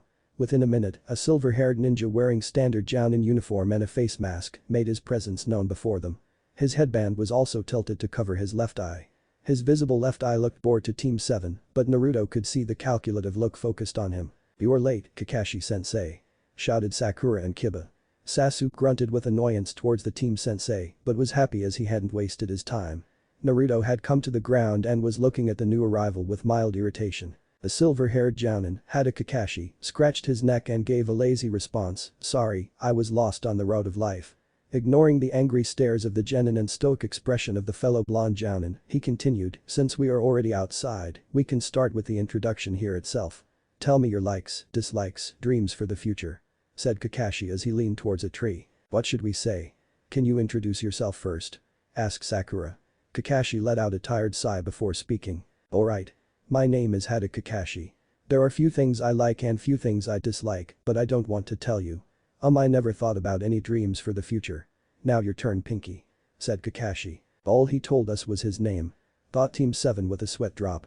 Sakura, though annoyed by her nickname, cleared her throat and spoke, my name is Haruno Sakura. She giggled looking at Sasuke, I dislike Ino Pig, and my dreams for the future is to, she giggled again looking at Sasuke. Alright, your turn tattoos, said Kakashi, pointing at Kiba. My name is Inyazuka Kiba. I like Akamaru and training, and I dislike nicknames and emo ass here, said Kiba. My dream is to become the strongest Inyazuka ever and lead my village and clan to prosperity. What about you, Uchiha? Asked Kakashi. My name is Uchiha Sasuke, said Sasuke, I hate a lot of things, and I don't like anything. I have a dream, or rather an ambition to revive my clan and kill a certain man, said Sasuke with a distant look. Alright, so I have a love-struck Kunoichi, an ambitious mod and an avenger. Great, thought Kakashi as he looked at his team. Soon, his gaze drifted towards his fellow blonde Jounin, who was staring impassively at him. And what about you, Naruto-san? Would you like to introduce yourself? Asked Kakashi. My name is Senju Uzumaki Naruto, age 13. I like gardening, reading, studying seals and training. I dislike traitors. My dream is glory of Konoha, said Naruto without a flicker of emotions. Wow, Naruto-sensei is as old as us and still so strong, thought Kiba and Sakura. Why is this Senju so strong and I am not? What am I doing wrong? Thought Sasuke. A Senju version of Uchiha Itachi. Even though he is sensei's legacy, he acts and behaves nothing like him, thought Kakashi. Alright, now the introductions are over, Team 7 will report tomorrow at 7 AM on Training Ground 7 for the real genin exam, said Kakashi with bored expression. But sensei, we already gave the exam at the academy, said Sakura. Yes, you gave the exam, but that isn't the real genin exam. It only points towards the students who have potential to become ninjas. Tomorrow, I will decide whether you should become genin or you should be sent back to the academy, explained Kakashi. So report tomorrow in the morning for your exam. Plus, I advise you all to not have breakfast as you might puke. See ya, continued Kakashi. With that, Kakashi disappeared in a puff of smoke. As Naruto turned to look at the genin's expressions, he had a sudden influx of memories. All the other Team Jounins had already conducted their genin tests and only Teams 8 and 10 qualified. Most of the civilian genin teams were disqualified, as he suspected. Only Team 7 was left for the test and he will come to know about it tomorrow. Alright team. I will meet you 3 in the morning. Now that you are about to become ninjas of Konoha, never forget to look underneath the underneath. Best of luck. And when not on duty, you can just call me Naruto, he said with a small smile before he too disappeared with a smoke. Hokage Tower, Konoha. Despite the excitement within the ranks for the rookie genin, the old Hokage was buried under a ton of paperwork. What have I done to do this damn paperwork for so long? Someone please take my place. He cursed mentally as he signed another paper. The door of the office opened and his silver-haired masked Jounin walked in, his orange Icha Paradise mud in his hand. Still cursing the paperwork, Hokage-sama, said Kakashi mockingly, giggling like a girl behind his mask. I think this table is cursed or something. No matter how hard I try to finish the paperwork, the height of the stack never decreases, said Hokage with an exasperated sigh. He kept his pen down and picked his tobacco stick. He looked at the masked Jounin for a minute before he started interrogating him. "So, how was it?" asked Hiruzen. "How was what, Hokage-sama? My team or the additional sensei?" "Both." "Well, I haven't tested my team yet. I have asked them to report to me tomorrow in training ground 7 for their genin exam. So you will know by tomorrow whether they are in or out." "Alright, and what about Naruto?" asked the Hokage. "Well, Hokage-sama, Naruto is an enigma. I don't know whether I should trust him fully or I should be wary of him because he was raised by Danzo." "Explain your reasons, Kakashi. He is nothing like Danzo's trained ninja. He actually have feelings left in him and has skills to interact socially with people. Though, I saw that he likes to stay alone and matters of the others, he doesn't ignore anyone who asks for his help. My team likes him more than me, with the exception of Sasuke. When they were waiting for me, he had started teaching my team tree climbing technique. It will be done by tomorrow. He is calm, collected and doesn't let his emotions leak out. During introduction, I actually sounded more secretive than him. A pragmatic individual. And why are you wary of him?" asked Hokage. "Because it shouldn't be like that," continued Kakashi. "A ninja raised by Danzo is always more like a trained dummy, no emotions whatsoever. But he is an exception. His dream is glory of Konoha, which you know was the motto of Root Anbu. Always thinking one step ahead for everything. If anything, I would say he is Danzo's successor," concluded Kakashi. Hiruzen let out a sigh and turned on his chair to see the Hokage monument from his office window. He focused his gaze on carved faces of other Hokage, mainly the fourth, and thought how he had failed their legacy, their blood. How he had failed a father and didn't keep up a promise to protect his son. How he had failed his own students and let Danzo raise Naruto, despite their pleadings. Naruto had sacrificed so much since his birth, all for the village, and the village doesn't want to trust him back, and he himself doesn't trust him back. That is a burden of being a Hokage. The village comes first. The needs of the many outweigh the needs of the few. He will have treat Naruto as a potential threat till he doesn't figure him out, even if he doesn't like it. He turned his chair back towards Kakashi and spoke his orders. "Keep an eye on him when he is training with the team or is on missions with them. I have also asked the other Jounin sensei to do the same. He already has Anbu trailing him. Let him mix with the team more. The more we know about him, the better. Also, you will fight him to check his skills after the genin exam. I will be there to watch you." Even though I hate saying this, Naruto is still a potential threat to the village. Dismissed. "Hi. Hokage-sama," said Kakashi as he left with a shunshin. Training Ground 7, Konoha. Next day, Naruto found himself walking on the road towards Training Ground 7 early in the morning for genin test. Though Kakashi had asked them to report at 7 am, he knew that the silver-haired Jounin won't report before 10 am. Then the thoughts about the activities he did the previous day came to his mind. Even though his peer group was weaker than he thought, the day itself was exciting.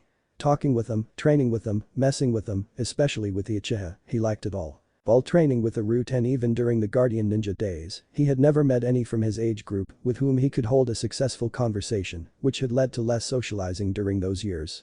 He was happy that his own age group was accepting him, albeit slowly. As he reached the training ground, he saw the 3 genin sitting near the 3 wooden target poles near a small river. Kiba was sleeping with his back against one pole with Akamaru, who was sleeping on his head. Sasuke was sitting with brooding expression and red eyes, clearly not a morning person. Sakura was sitting beside Sasuke and was stealing glances of her brooding crush, her small chakra signature almost dancing. "Aheyo, good morning, Team 7.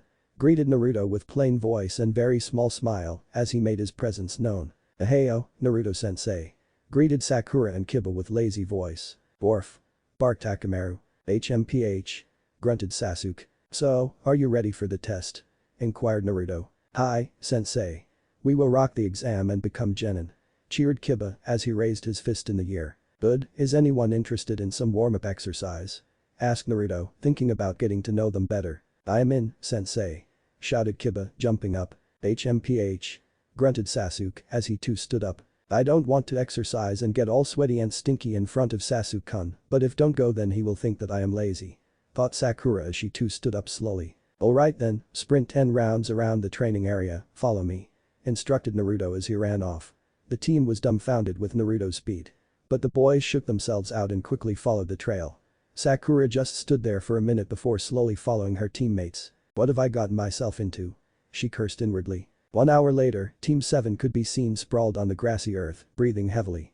After finishing the sprinting in 15 minutes, 25 minutes for Sakura, Naruto had run them through various stretching and warm-up exercises. "You did good, Team 7.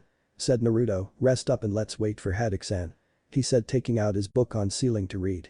Getting her breath, Sakura sat up and looked at the blonde Jounin, or particularly at the book he was reading. After getting free the previous day, she had gone to the library and read books about the skills for ninja and clans of Konoha. Sealing was particularly related to the art of Kenjutsu.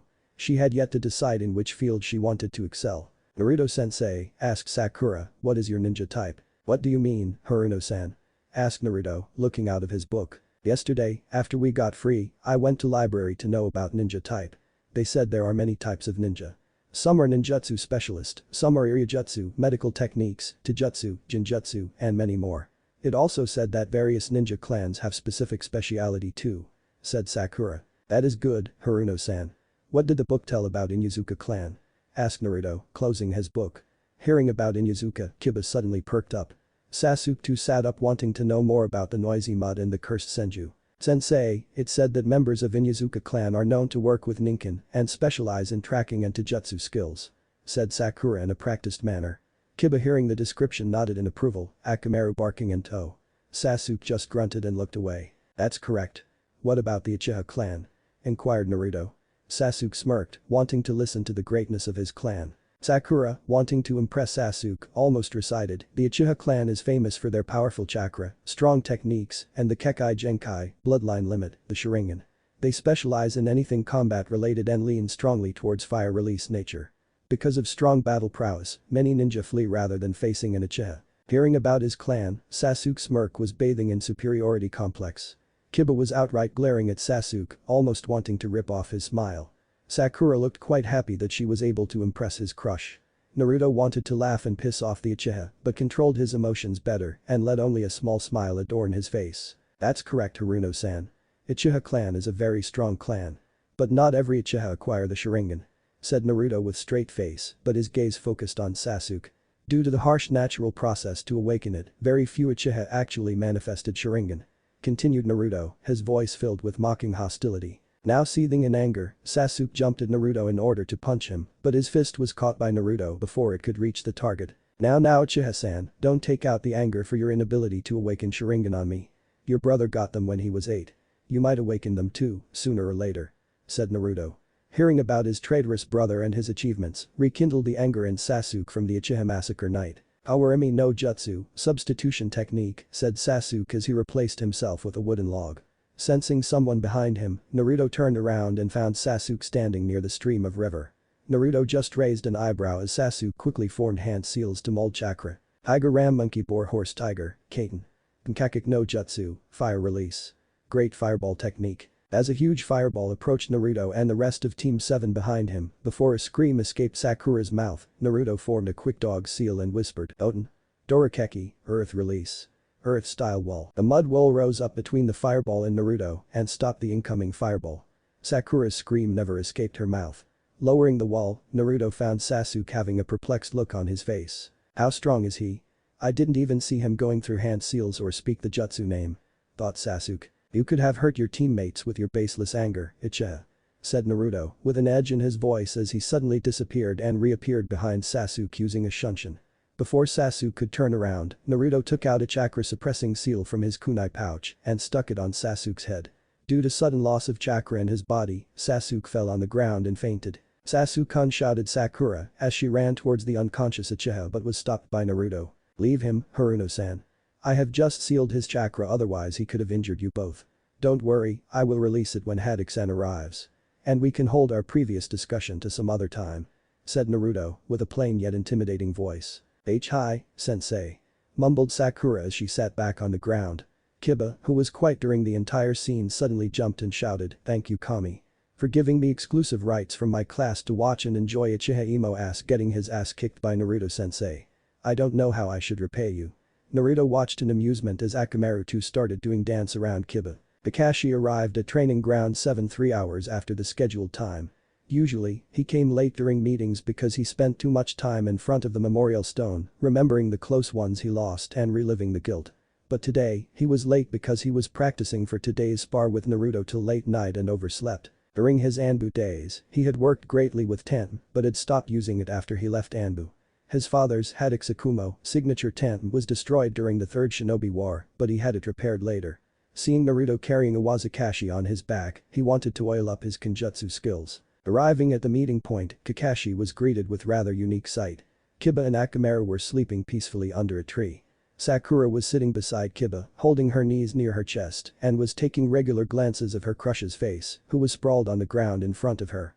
Near them, the earth looked burned up. Figuring something bad happened with the Uchiha, he looked around for any signs of blonde special jounin, but found none. "Lost something, Haddock-san," came a voice from behind. Turning around, with a hand on his tantrum, Kakashi found himself staring in the blue slit eyes of the said blonde jounin. Naruto was crouching on the branch behind him, his sealing book closed in his hand. Where did he come from? I didn't even sense him here. Thought Kakashi, his visible eye widened. Did something happen here, Naruto-san? Asked Kakashi. Nothing much, Haddock-san, said Naruto, opening his book. Uchiha-san just got too excited during team warm-up exercises and almost killed his teammates. I had to suppress his chakra using seal. He continued. Haddock wanted to argue back for harming one of his students, but hearing that Sasuke almost killed his other two students, he didn't mouth his words. Fair enough, please remove the seal off Sasuke so that I can start with their test, said Kakashi, making it clear that only he will conduct the genin test. Naruto bore his draconian eyes on Kakashi for a moment before he shunshed to Sasuke and peeled off the seal. Seeing Sasuke stir, Sakura and Kiba stood up. Sitting up straight, Sasuke found himself staring in the blue slit eyes that he had come to despise recently. As the memories of his sudden defeat came back, he clenched his fist and jumped at Naruto to strike him, but his fist was stopped by Kakashi. Alright Haddock-san, I take my leave, said Naruto as turned around to leave. Before he could leave using a shunshin, Kakashi called him from behind. Wait, Naruto-san. Let's have a spar after the test. Shall we? Sure, I'll be around, said Naruto as he disappeared with a puff of smoke. So what happened here?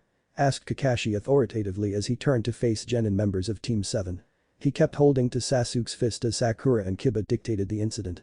He knew that Naruto had purposely taunted Sasuke, but the way Sasuke reacted was way too reckless. He should have failed the team right away because of his Sasuke's actions, but the stubborn council members are forcing him to pass and train the last loyal Uchiha. The way you acted was careless. Acting without thinking properly is unbecoming for a ninja. I could have failed you right away, but Sakura and Kiba shouldn't suffer because of you, said Kakashi as he released Sasuke from his grip. As we have wasted enough time already, said Kakashi, ignoring other sweat drop expression, let's start with the test, he said as he took out 2 bells from his kunai pouch. What are they for, Kakashi-sensei? Asked Kiba as his stomach growled due to hunger. Giving an eye smile, Kakashi spoke, this is a bell test. I have 2 bells with me. You have time till noon to take these from me. Those who takes them will pass and can eat lunch I have brought with me. The genin without the bell by the end of the time will be tied to the pole and first see his or her teammates eating lunch and then will sent back to the academy. That's cruel Kakashi-sensei, mumbled Sakura as her stomach growled too. She didn't even have dinner the previous night because of dieting. Well then, let's start with the test, said Kakashi as he tied the bells to his waist. Hajime. Naruto took his seat on one of the branch of tree in the training ground to watch the events in the exam unfold. As soon as the exam started, all genin ran and quickly hid in the nearby trees. At least they know when and how to hide, thought Naruto, even though he could sense them easily. Kiba's chakra was too excited along with Akamaru, typically wild in Izuka. Sasuke's chakra emotions were controlled, but there was again some anger and malice stuck with it. They looked almost glued to it. And Sakura was too tensed and scared. The book type perhaps. And with her advanced chakra control and intelligence level, she could become a good Irionin, thought Naruto. Only an hour had left and nobody had shifted from their hiding place. Haddock had sit under a tree and was leisurely reading his orange smut. Naruto saw Kakashi shifting a bit as he left his body under the left arm till the waist unguarded from any attack from behind the tree. The bait. Haddock-san is getting bored. Now who will buy this among the 3? Thought Naruto as he turned his attention towards the 3 genin. All 3 have seen Kakashi's unguarded position and were contemplating their move. Sure enough, there was a rustling in the bushes where Kiba was hiding with Akamaru and a spinning vortex shot of it, heading straight for Kakashi. Ska, passing fang. Naruto saw the attack hitting Kakashi head on, tearing through it, only for Kakashi to poof into a wood log. Kawarimi no Jutsu, substitution technique, fooling fresh academy graduates with an academy level technique. That's reasonable, thought Naruto. Ah, where did he go? Shouted Kiba as he looked left and right. Akamaru jumped out of his jacket and started sniffing around. Kiba too, using the Shikyaku no Jutsu, 4 legs technique, followed Akamaru's lead. Whip. Whip. Barked Akamaru. What do you mean I cannot smell him anywhere? He is somewhere around here, replied Kiba as he continued searching the silver-haired jounin. After 2 minutes, Kiba too stood up, his search fruitless. You are right. He seemed to have disappeared. If he is not around us or above us, then where is he? Asked Kiba. Suddenly, Kiba's eyes widened as the earth under his feet rumbled a bit. Oh, shit. Akamaru jump. Shouted Kiba. The ground under his feet erupted and the Jounin jumped out at Kiba, his hands positioned in tiger seal. Akamaru was lucky, but Kiba was hit by the strange attack that followed. Everyone in the ground had their eyes widened in shock and disgust when Kakashi inserted his pointed fingers into Kiba's ass, propelling him like a rocket. Senengarashi, 1000 years of death. AHHH. Shouted Kiba, holding his buttocks as he fell face down into the flowing stream. Akamaru barked in worry as it ran to Kiba to check on him. A strange and unconventional technique, but must be painful with the chakra Haddock-san used. Reasoned Naruto. And if instead of fingers, user uses a kunai with an explosive tag, it could result into a lethal hit at a blind spot. What is Kakashi-sensei doing? Thought Sakura, hidden in the bushes. I think he is a pedophile. Interested in little boys. Reasoned inner Sakura. Do you think he might do that to Sasuke-kun? Thought Sakura worriedly. We can't have him defile our Sasuke-kun now, can we? Thought inner Sakura, cracking her knuckles. Strengthening her will to protect her crush, Sakura jumped out of her hiding place to ambush Kakashi, who was still standing in his pointed fingers pose. As she neared him to punch, Kakashi's body dispersed into leaves as soon as she made a contact with him. The leaves began spinning around her and completely enveloped her body. Help me. Sasuke-kun. Help me. Shouted Sakura, but found her shouts muffled because of leaves covering her mouth. She continued to struggle for some time before the leaves fell off. Falling to her knees, she quickly tried to regain her breath. What the hell was that? I thought that I was going to die. What the hell have I gotten myself into? Thought Sakura. And me too. But we are safe. And where did Kakashi-sensei go? Reasoned inner Sakura. Her answer came as she heard screaming, which definitely sounded like Sasuke, from deep within the woods. Oh no. Sasuke-kun. She shouted as she ran in the woods. Naruto saw from afar how Kakashi had ensnared Sakura in a genjutsu when she came in to punch him. He had thought that she was smart enough to detect such a low-level genjutsu. But because of fear riding over her emotions, she had fallen right into the trap laid by Kakashi. Sakura quickly ran through the woods towards the source of the scream. As she neared a small clearing, she saw Sasuke lying face down on the ground with a kunai sticking out of his ass screaming out in pain. Sasuke-kun. Screamed Sakura as she ran towards her injured crush, tears threatening to fall off her eyes. She quickly sat near Sasuke's head and tried to put his head on her lap. Please don't die, Sasuke-kun. Please don't leave me. She cried. Sakura. Help me. Please take the kunai out. Cried Sasuke. Nodding her head, she looked towards the target of Kakashi's kunai. She had secretly checked out Sasuke's ass many times in the past few years, but this was the time she didn't want to look at it. Her trembling hand slowly gripped the handle of the kunai as she tried to pull out the weapon. AHHH. Screamed Sasuke as the kunai was ripped out of his ass. Blood gushed out the wound and drenched Sakura's hands. Sakura saw Sasuke's eyes slowly closing because of the blood loss and became unconscious. Sasuke-kun. Sasuke-kun, wake up. Don't leave me. Cried Sakura as she tried to shake Sasuke up. Getting no response, Sakura assumed the worst possible case. Sasuke-kun. She shouted last time before she fainted. Looks like the status of the best is handed out to anybody at the academy.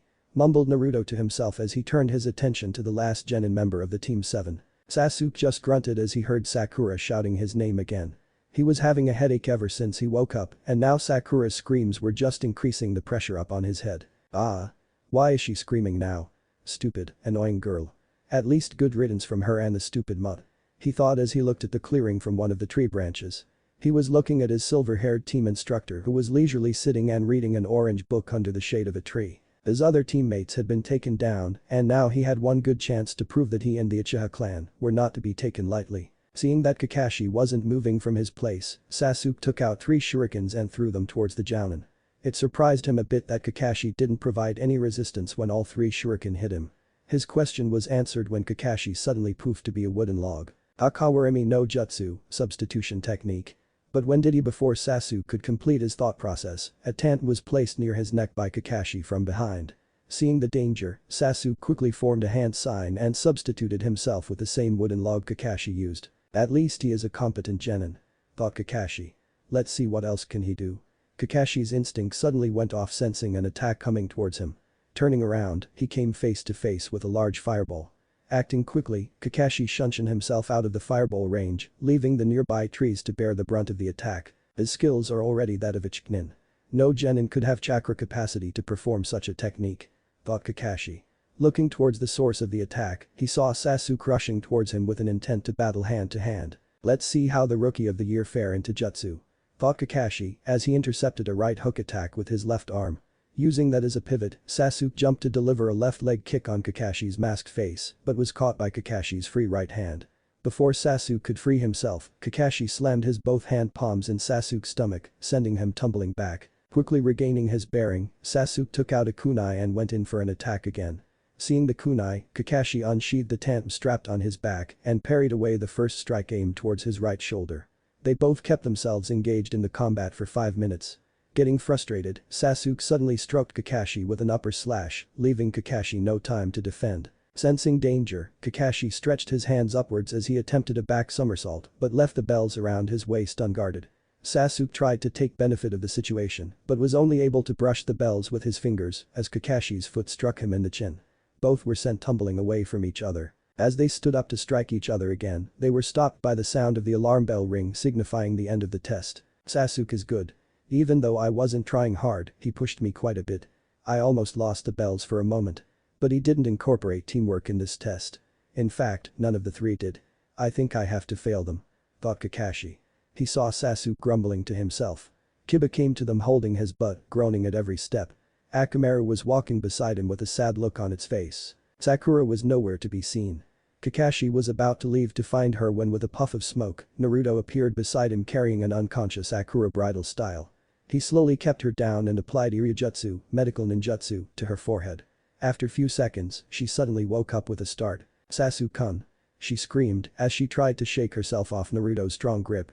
Seeing the need of an explanation, Kakashi walked up to her and placed his hand on her shoulder to calm her down. Seeing Kakashi's face and remembering what happened earlier with Kiba and Sasuke, she shook Kakashi's hand off her shoulder and tried to hide herself behind the crouched Naruto, who was watching everything with mild amusement. "Get away from me," she cried, "you defiled and killed Sasuke-kun." "Nothing like that happened, Sakura," explained Kakashi with an eye smile.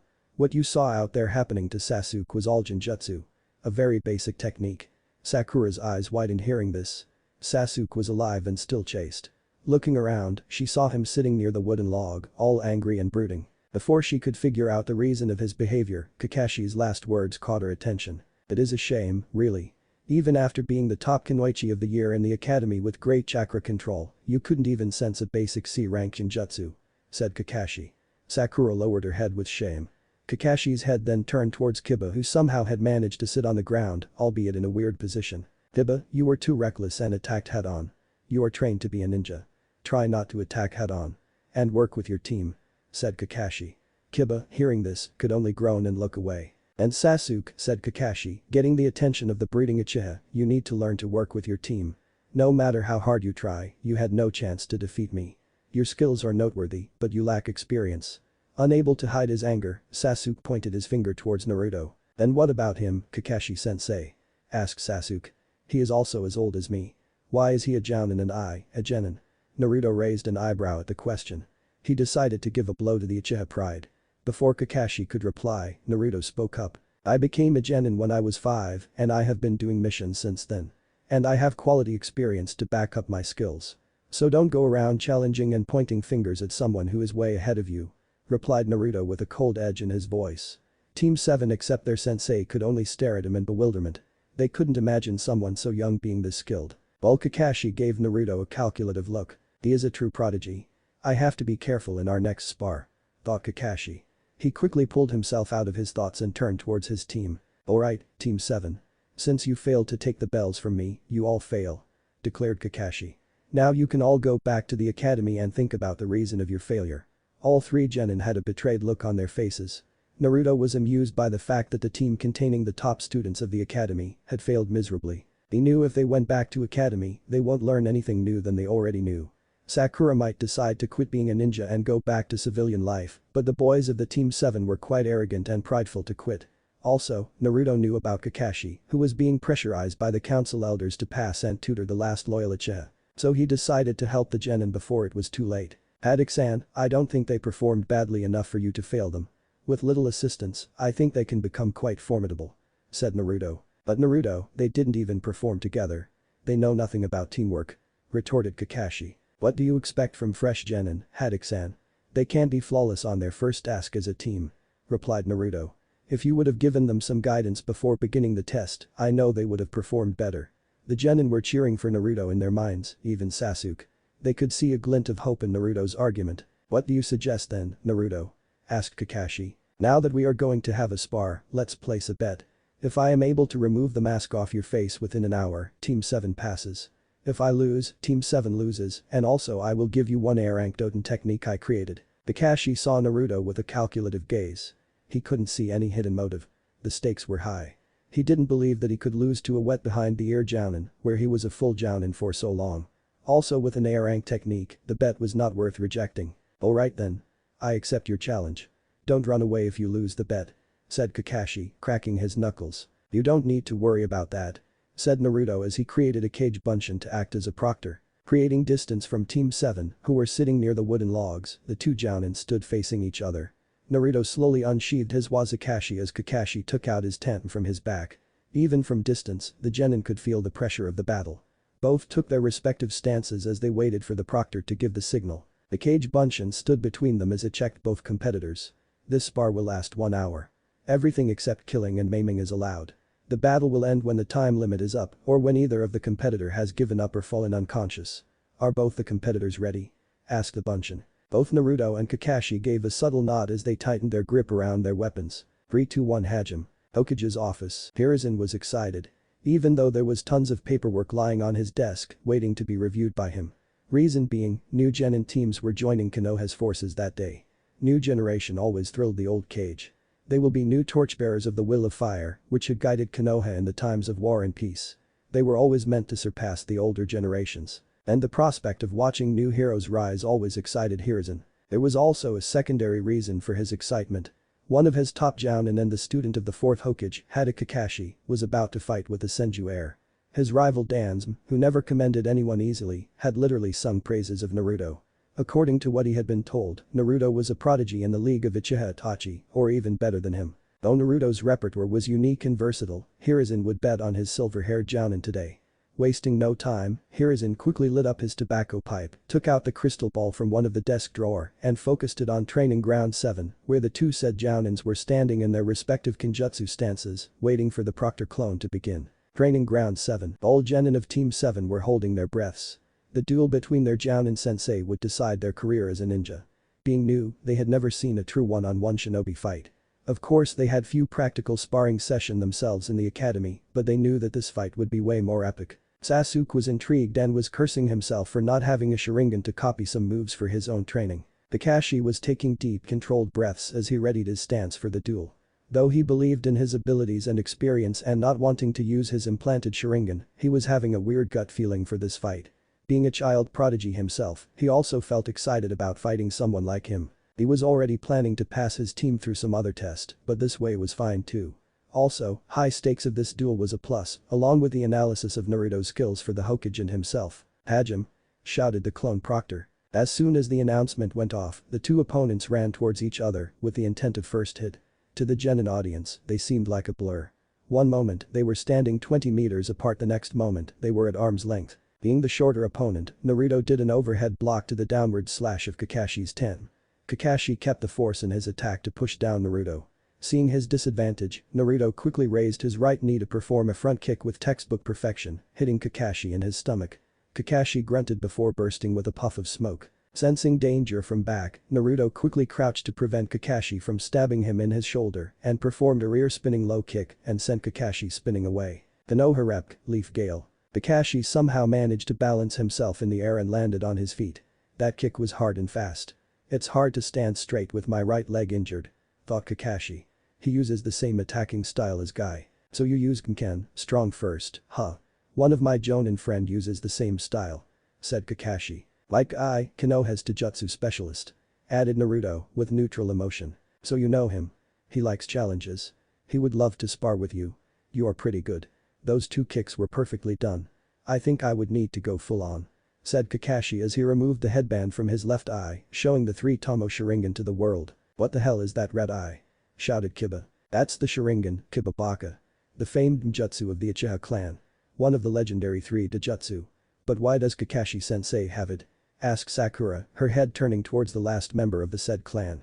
Instead of receiving cool comments from her crush, she saw Sasuke scowling at Kakashi and leaking killer intent, making her shift a bit away from him. How does Kakashi have Sharingan?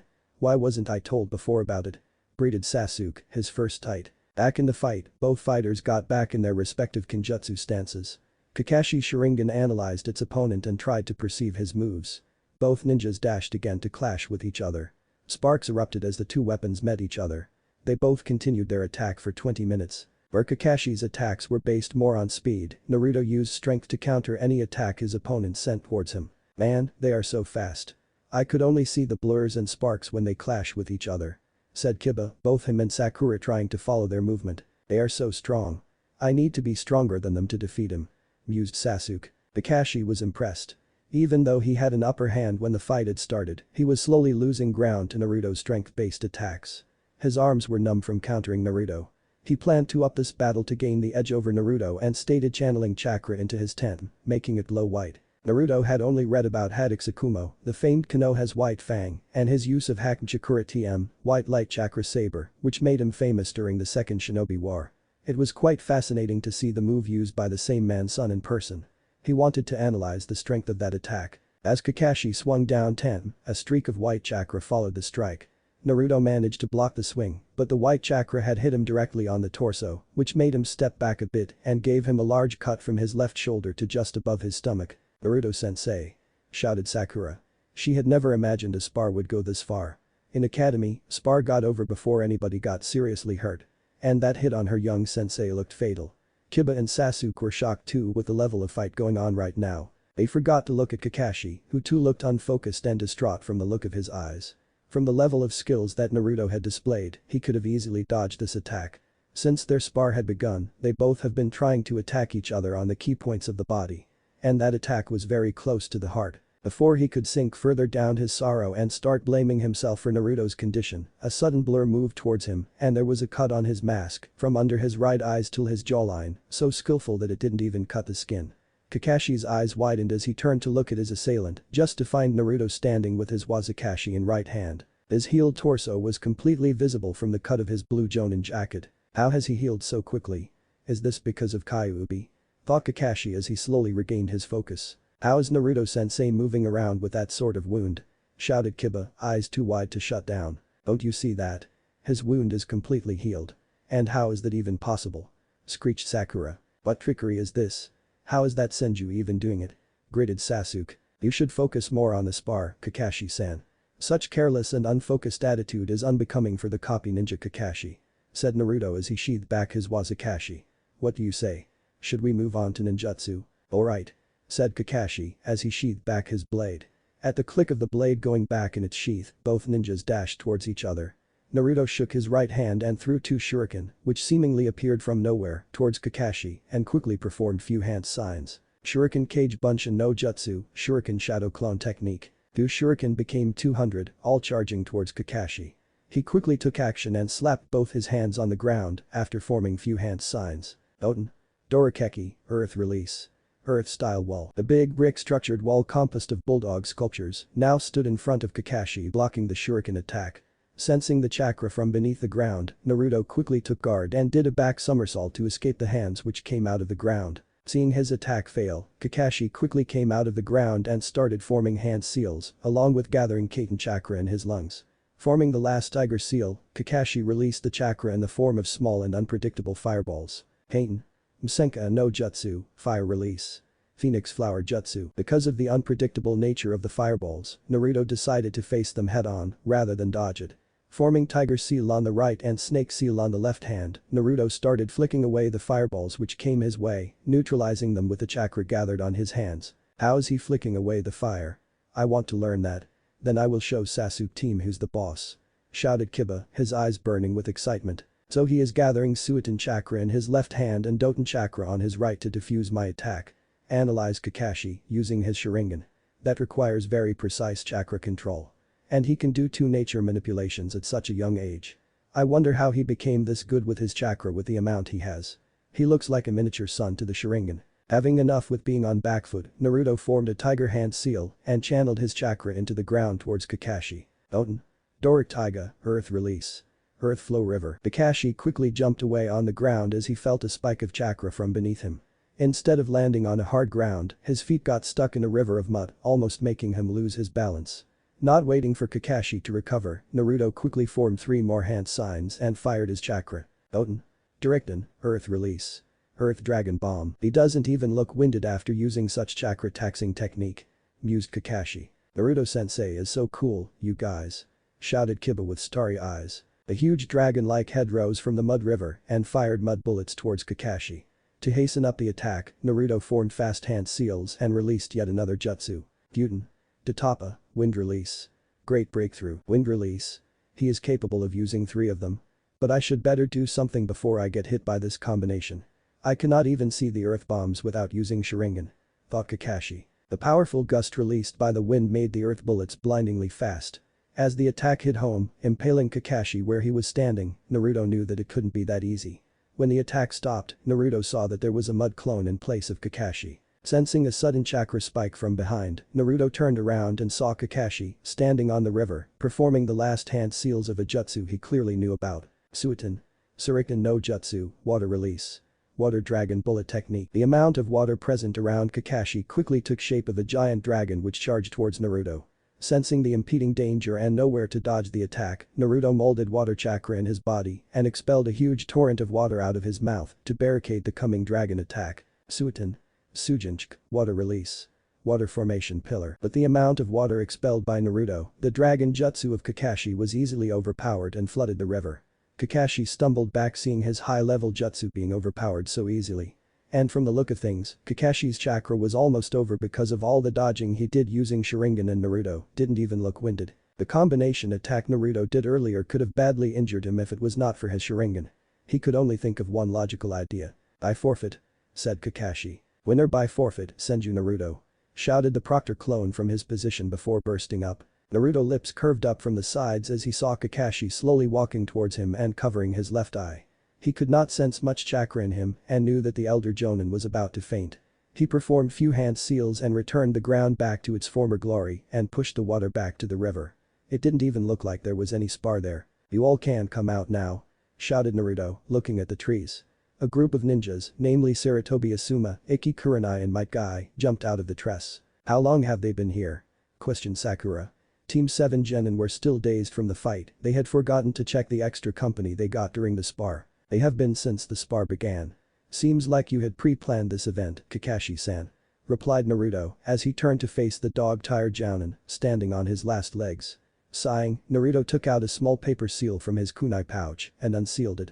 Inside of it were 3 small tablets with some dull green material swirling inside them. He took one out, presented it to Kakashi, who was looking at it curiously. "Eat it. I made it myself.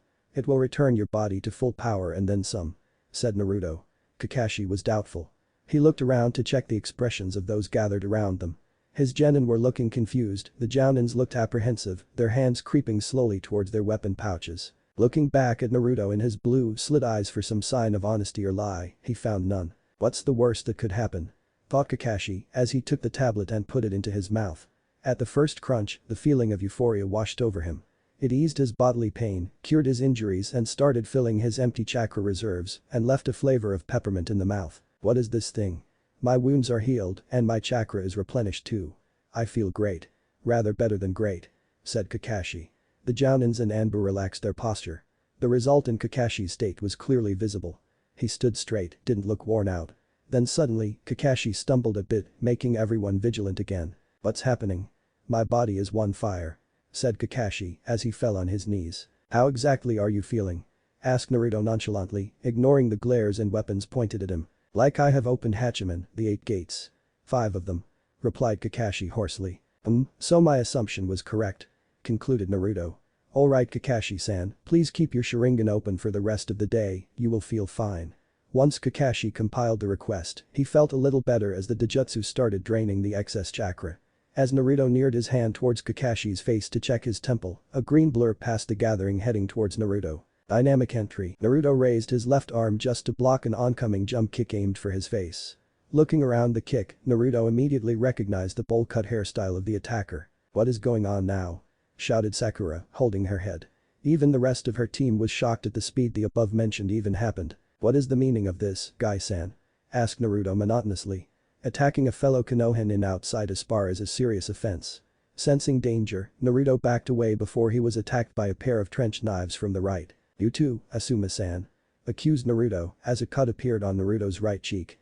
Everyone present there saw the cut disappearing as soon as it appeared. Before Naruto could continue speaking, a tree grew out behind him and trapped him in its coil-like branches. Meijin. Jubaku Satsu, demonic illusion. Tree binding death. Naruto saw his third attacking shinobi, or rather red-eyed kunoichi, emerging out like one of the branches and held out a kunai to his throat. "What were you going to do to Kakashi? Tell us now," interrogated Kurenai, pressing the kunai harder to his throat. Instead of answering, Naruto locked his blue-slit eyes to her red-ringed ones, starting a staring contest to check who's dominant. Kurenai too accepted the challenge with full fervor, but soon found her efforts wavering. It was hard to look in those blue eyes of the blonde jounin. So much anger, pain and suffering was locked in those eyes, along with boundless power. Enough to destroy the village within few seconds, and she was feeling some sort of satisfaction imaging that. Shaking her head to get rid of those thoughts, she found her jinjutsu breaking. Concentrating back at Naruto, she found him supporting a frown on his face. Though the jinjutsu application was satisfactory, the interrogation attempt was pathetic, almost insignificant. "You almost started to sympathize with me," scolded Naruto. "Please don't try it again in your life, Kurenai-san." Kurenai's face contorted into a snarl when she heard him criticize her skills. Feeling no remorse, she took the kunai and lodged it right into Naruto's left shoulder, shocking everyone present. "Kurenai. No," shouted Asuma, Guy and Kakashi as they ran to stop their female ko-ninja, but knew it was too late now. "Naruto-sensei," screamed Kiba and Sakura as they threw up, their mind overloaded with the blood and gore. Oddest of all was Naruto, who didn't even flinch when the kunai was embedded in his shoulder, breaking his collarbone in the process. He just tried to feel what Kurenai was feeling. She felt happy with her work, but soon that was replaced by the feeling of remorse and regret as her trembling body was caught by the other present jounins. Seeing what had transpired, Naruto could do only one thing. He laughed. What began as a low, rumbling laugh soon turned into rambunctious roar. It was so loud that even the nearby trees shook. Birds and animals fled away from their homes in fear of a homing predator. Akamaru whined as he tried to hide behind Kiba's legs. It went on for 2 minutes before Naruto abruptly stopped, took the embedded kunai out of his shoulder in a swift move, and threw the bloody kunai near the shaking feet of the red-eyed kunoichi. There was a loud cracking sound of bones joining together before the hole in the shoulder closed up, showing a smooth, unblemished skin. "I am sorry to say that my respect for the shinobi of Konohamaru has gone down to the bare minimum, and I feel embarrassed being one of you. I am sure this is not what the first Hokage and the second Hokage had in their minds when they created this shinobi settlement," said Naruto with pity. "As for the earlier explanation about Kakashi's condition, I would have told you all about it if you had simply asked. But now I would only give the description to Hokage-sama as you have showed incompetent skills as jounin. I know he is watching all this from his crystal ball. If you want, you can ask him about the details." Ignoring the crestfallen looks of the jounin faces, Naruto turned to face Team 7 who had seen the whole event turning from simple spar to a fiasco. "Alright, Team 7. Sorry for all the events that transpired after the spar. And congratulations for becoming the official genin. We will meet again when Kakashi-san schedule the next meeting. Till then, Jana, see ya," said Naruto. The genin could only nod before Naruto disappeared in a swirl of leaves. They then turned to face their actual silver-haired sensei, who, along with the other jounin, was removing the restraints they had put on Ikki Kurenai. They all suddenly looked up hearing a loud bird call, which the jounin realized was the call from the Hokage. "Alright Team 7, we will meet here tomorrow here at 7:30 AM for your first mission," said Kakashi hurriedly. "Wait Kakashi-sensei. What about you?" Sasuke's question was left incomplete as his sensei along with the other jounin disappeared using Shunshin no Jutsu. The Uchiha grunted for being so openly ignored. He kicked the ground in frustration before he began walking towards his empty clan house. Kiba shook himself out of his thoughts as he picked Akamaru between his coat zip and started walking towards his clan house, thinking about what had transpired. Being stuck on which way to go, Sakura's heart won out as she started heading with the Uchiha and pestered him with the dating questions. Hiruzen tightly gripped his tobacco pipe as he tried to settle his nerves sitting in the meeting room of the Hokage's residence. He was planning it to be a great day and had never expected such outcome. His silver-haired jounin was sparring with the Senju heir as he had ordered. He never thought that he would lose, but he could clearly see Naruto's skill and stamina, which surpassed Kakashi. Then Naruto had given some medicine to Kakashi that replenished chakra like soldier pill, but also healed the battle wounds. He was certainly very intrigued by it and wanted to know more about it before his other jounin attacked Naruto, despite Naruto telling them that they were committing an offense. And Kurenai's attack was so logical, it frustrated the old Hokage the more he thought about it. So he waited for the Jounin to show up as they must have received the message by now. "You called, Hokage-sama." Chorused the saluting 4 Jounins gathered in front of him. Taking a long drag, he began talking. "Kakashi, what was going on in training ground 7?" he asked, sounding old and angry. The Jounin gulped as Kakashi stepped forward and gave him a detailed report of what happened till the end of the spar. "So you are finally an official sensei. Congratulations are in order," said the 3rd Hokage, though his voice sounded restrained. "That's well and good. What would you say about Naruto's skills?" "Naruto is extremely well trained, Hokage-sama. He knows what to do in a battlefield, doesn't lose his focus and keeps his enemies or opponents on toes. His Kenjutsu and Taijutsu are great. And he hits hard, almost like Tsunade-sama. My arms were numb after dueling with him in Kenjutsu for 10 minutes. And he has extreme control on his chakra. I have never seen anybody deflecting ninjutsu by gathering chakra in their limbs. And he has some strange healing ability along with superhuman stamina. Every wound on him heals instantly. Is this because of the Kyuubi? I have no idea. I would easily rank him as a low S-rank ninja," reported Kakashi. Replied Hiruzen, thinking about the 1st Hokage's ability of instant healing and regeneration. He can associate that with the Mokuton, would release, but his subordinates didn't need to know about it. So he is a sensor and can do Kenjutsu, Taijutsu, and Ninjutsu with 3 elements, Kenjutsu, Iryujutsu, and then some. That is a lot of power for a 13-year-old. As for his healing, it may be because of the Kyuubi. And you ate some tablet Naruto gave you after the fight and you felt nauseous after eating it. What about it? How are you feeling now? "I feel great, Hokage-sama. It actually overloaded my chakra pathways with too much chakra. So when Naruto asked me to keep the Sharingan open to give it some outlet, I feel great after it. I feel like keeping the eye open for all day," replied Kakashi, his red Sharingan flaring. "Which brings me to the next question, what were you 3 doing there?" asked Hiruzen from the other 3 Jounin in the room. Seeing no way out, Asuma stepped forward to answer his father's question. "We wanted to see what our fellow genin instructor is capable of to get to work with him better," answered Asuma. "And you decided to attack on him when he was performing checkup on Kakashi. And on what ground?" Instead of Asuma, Guy thought of answering that question. "Hokage-sama, we thought that he was after Kakashi's Sharingan.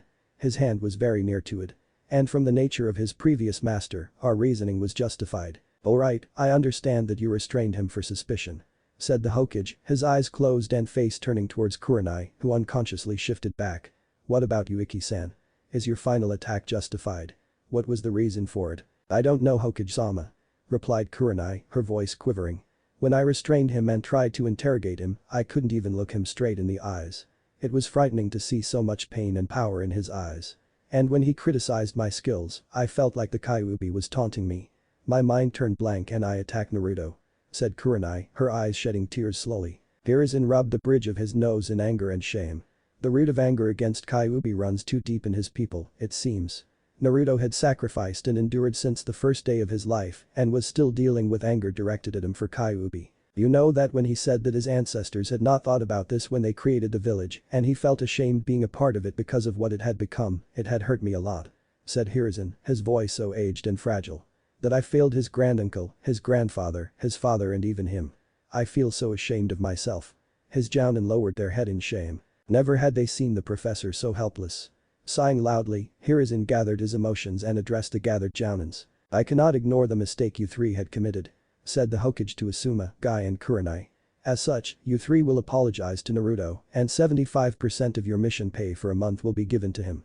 All of you, dismissed." "Hi. Hokage-sama," saluted the Jounin before they shunshin away. The old Hokage took a big drag through the tobacco pipe as he waited for his next guest. He didn't have to wait long as the door of the room was knocked. "Come in," said the Hokage. The door opened, revealing Naruto, wearing high-neck black shirt along with same shade shinobi pants and sandals. He calmly walked to the center of the room before going down on one knee and saluting the old shinobi. "You called, Hokage-sama," said Naruto. "Yes, Naruto. Kakashi gave me a report about your spar with him and I should say I am impressed with the skills you have displayed," said Hiruzen.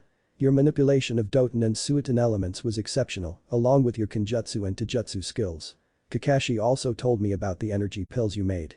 What are they actually?" Naruto nodded as he took out the same seal and unsealed it, taking out a single dull green pill to show to the Hokage. "Each pill has my concentrated chakra collected in an edible flavored coating. It has enough chakra to energize and heal an average first shinobi war Jounin. Does it have Kyuubi's chakra too?" "And what do you mean average first shinobi war Jounin?" asked the concerned Hokage. No. Kyuubi's chakra is potent to anyone but me. This is just my chakra. Now, even if some think that newer generation surpasses the older, that is not exactly the case. Said Naruto. What is the case then? Questioned Hiruzen. It was my assumption that most of the newer generation of ninja have lesser chakra than the previous ones. When I was developing these pills, I generally assumed the amount of chakra Danzo Samaru you had when you were Jounins during the first war from the skills you displayed in a single battle. Started Naruto. Now, I am a Jinchuriki so I couldn't prove my assumption using the tablet on myself. So I needed a powerful Jounin to test my assumption. Seeing Hokage nod, Naruto continued, so, when Kakashi-san ate the pill, he felt the strain for too much chakra, almost equivalent to opening 5 gates of Hachiman, telling me that he has far lesser chakra than an average Jounin of your time. The bar of standards is falling low day by day, Hokage-sama. That if somebody reincarnated the Uchiha Madara today using the second Edo Tensei, impure world reincarnation, nobody can defeat him. Wasn't the Snake Sannin working with this jutsu? Hiruzen was in deep thought now.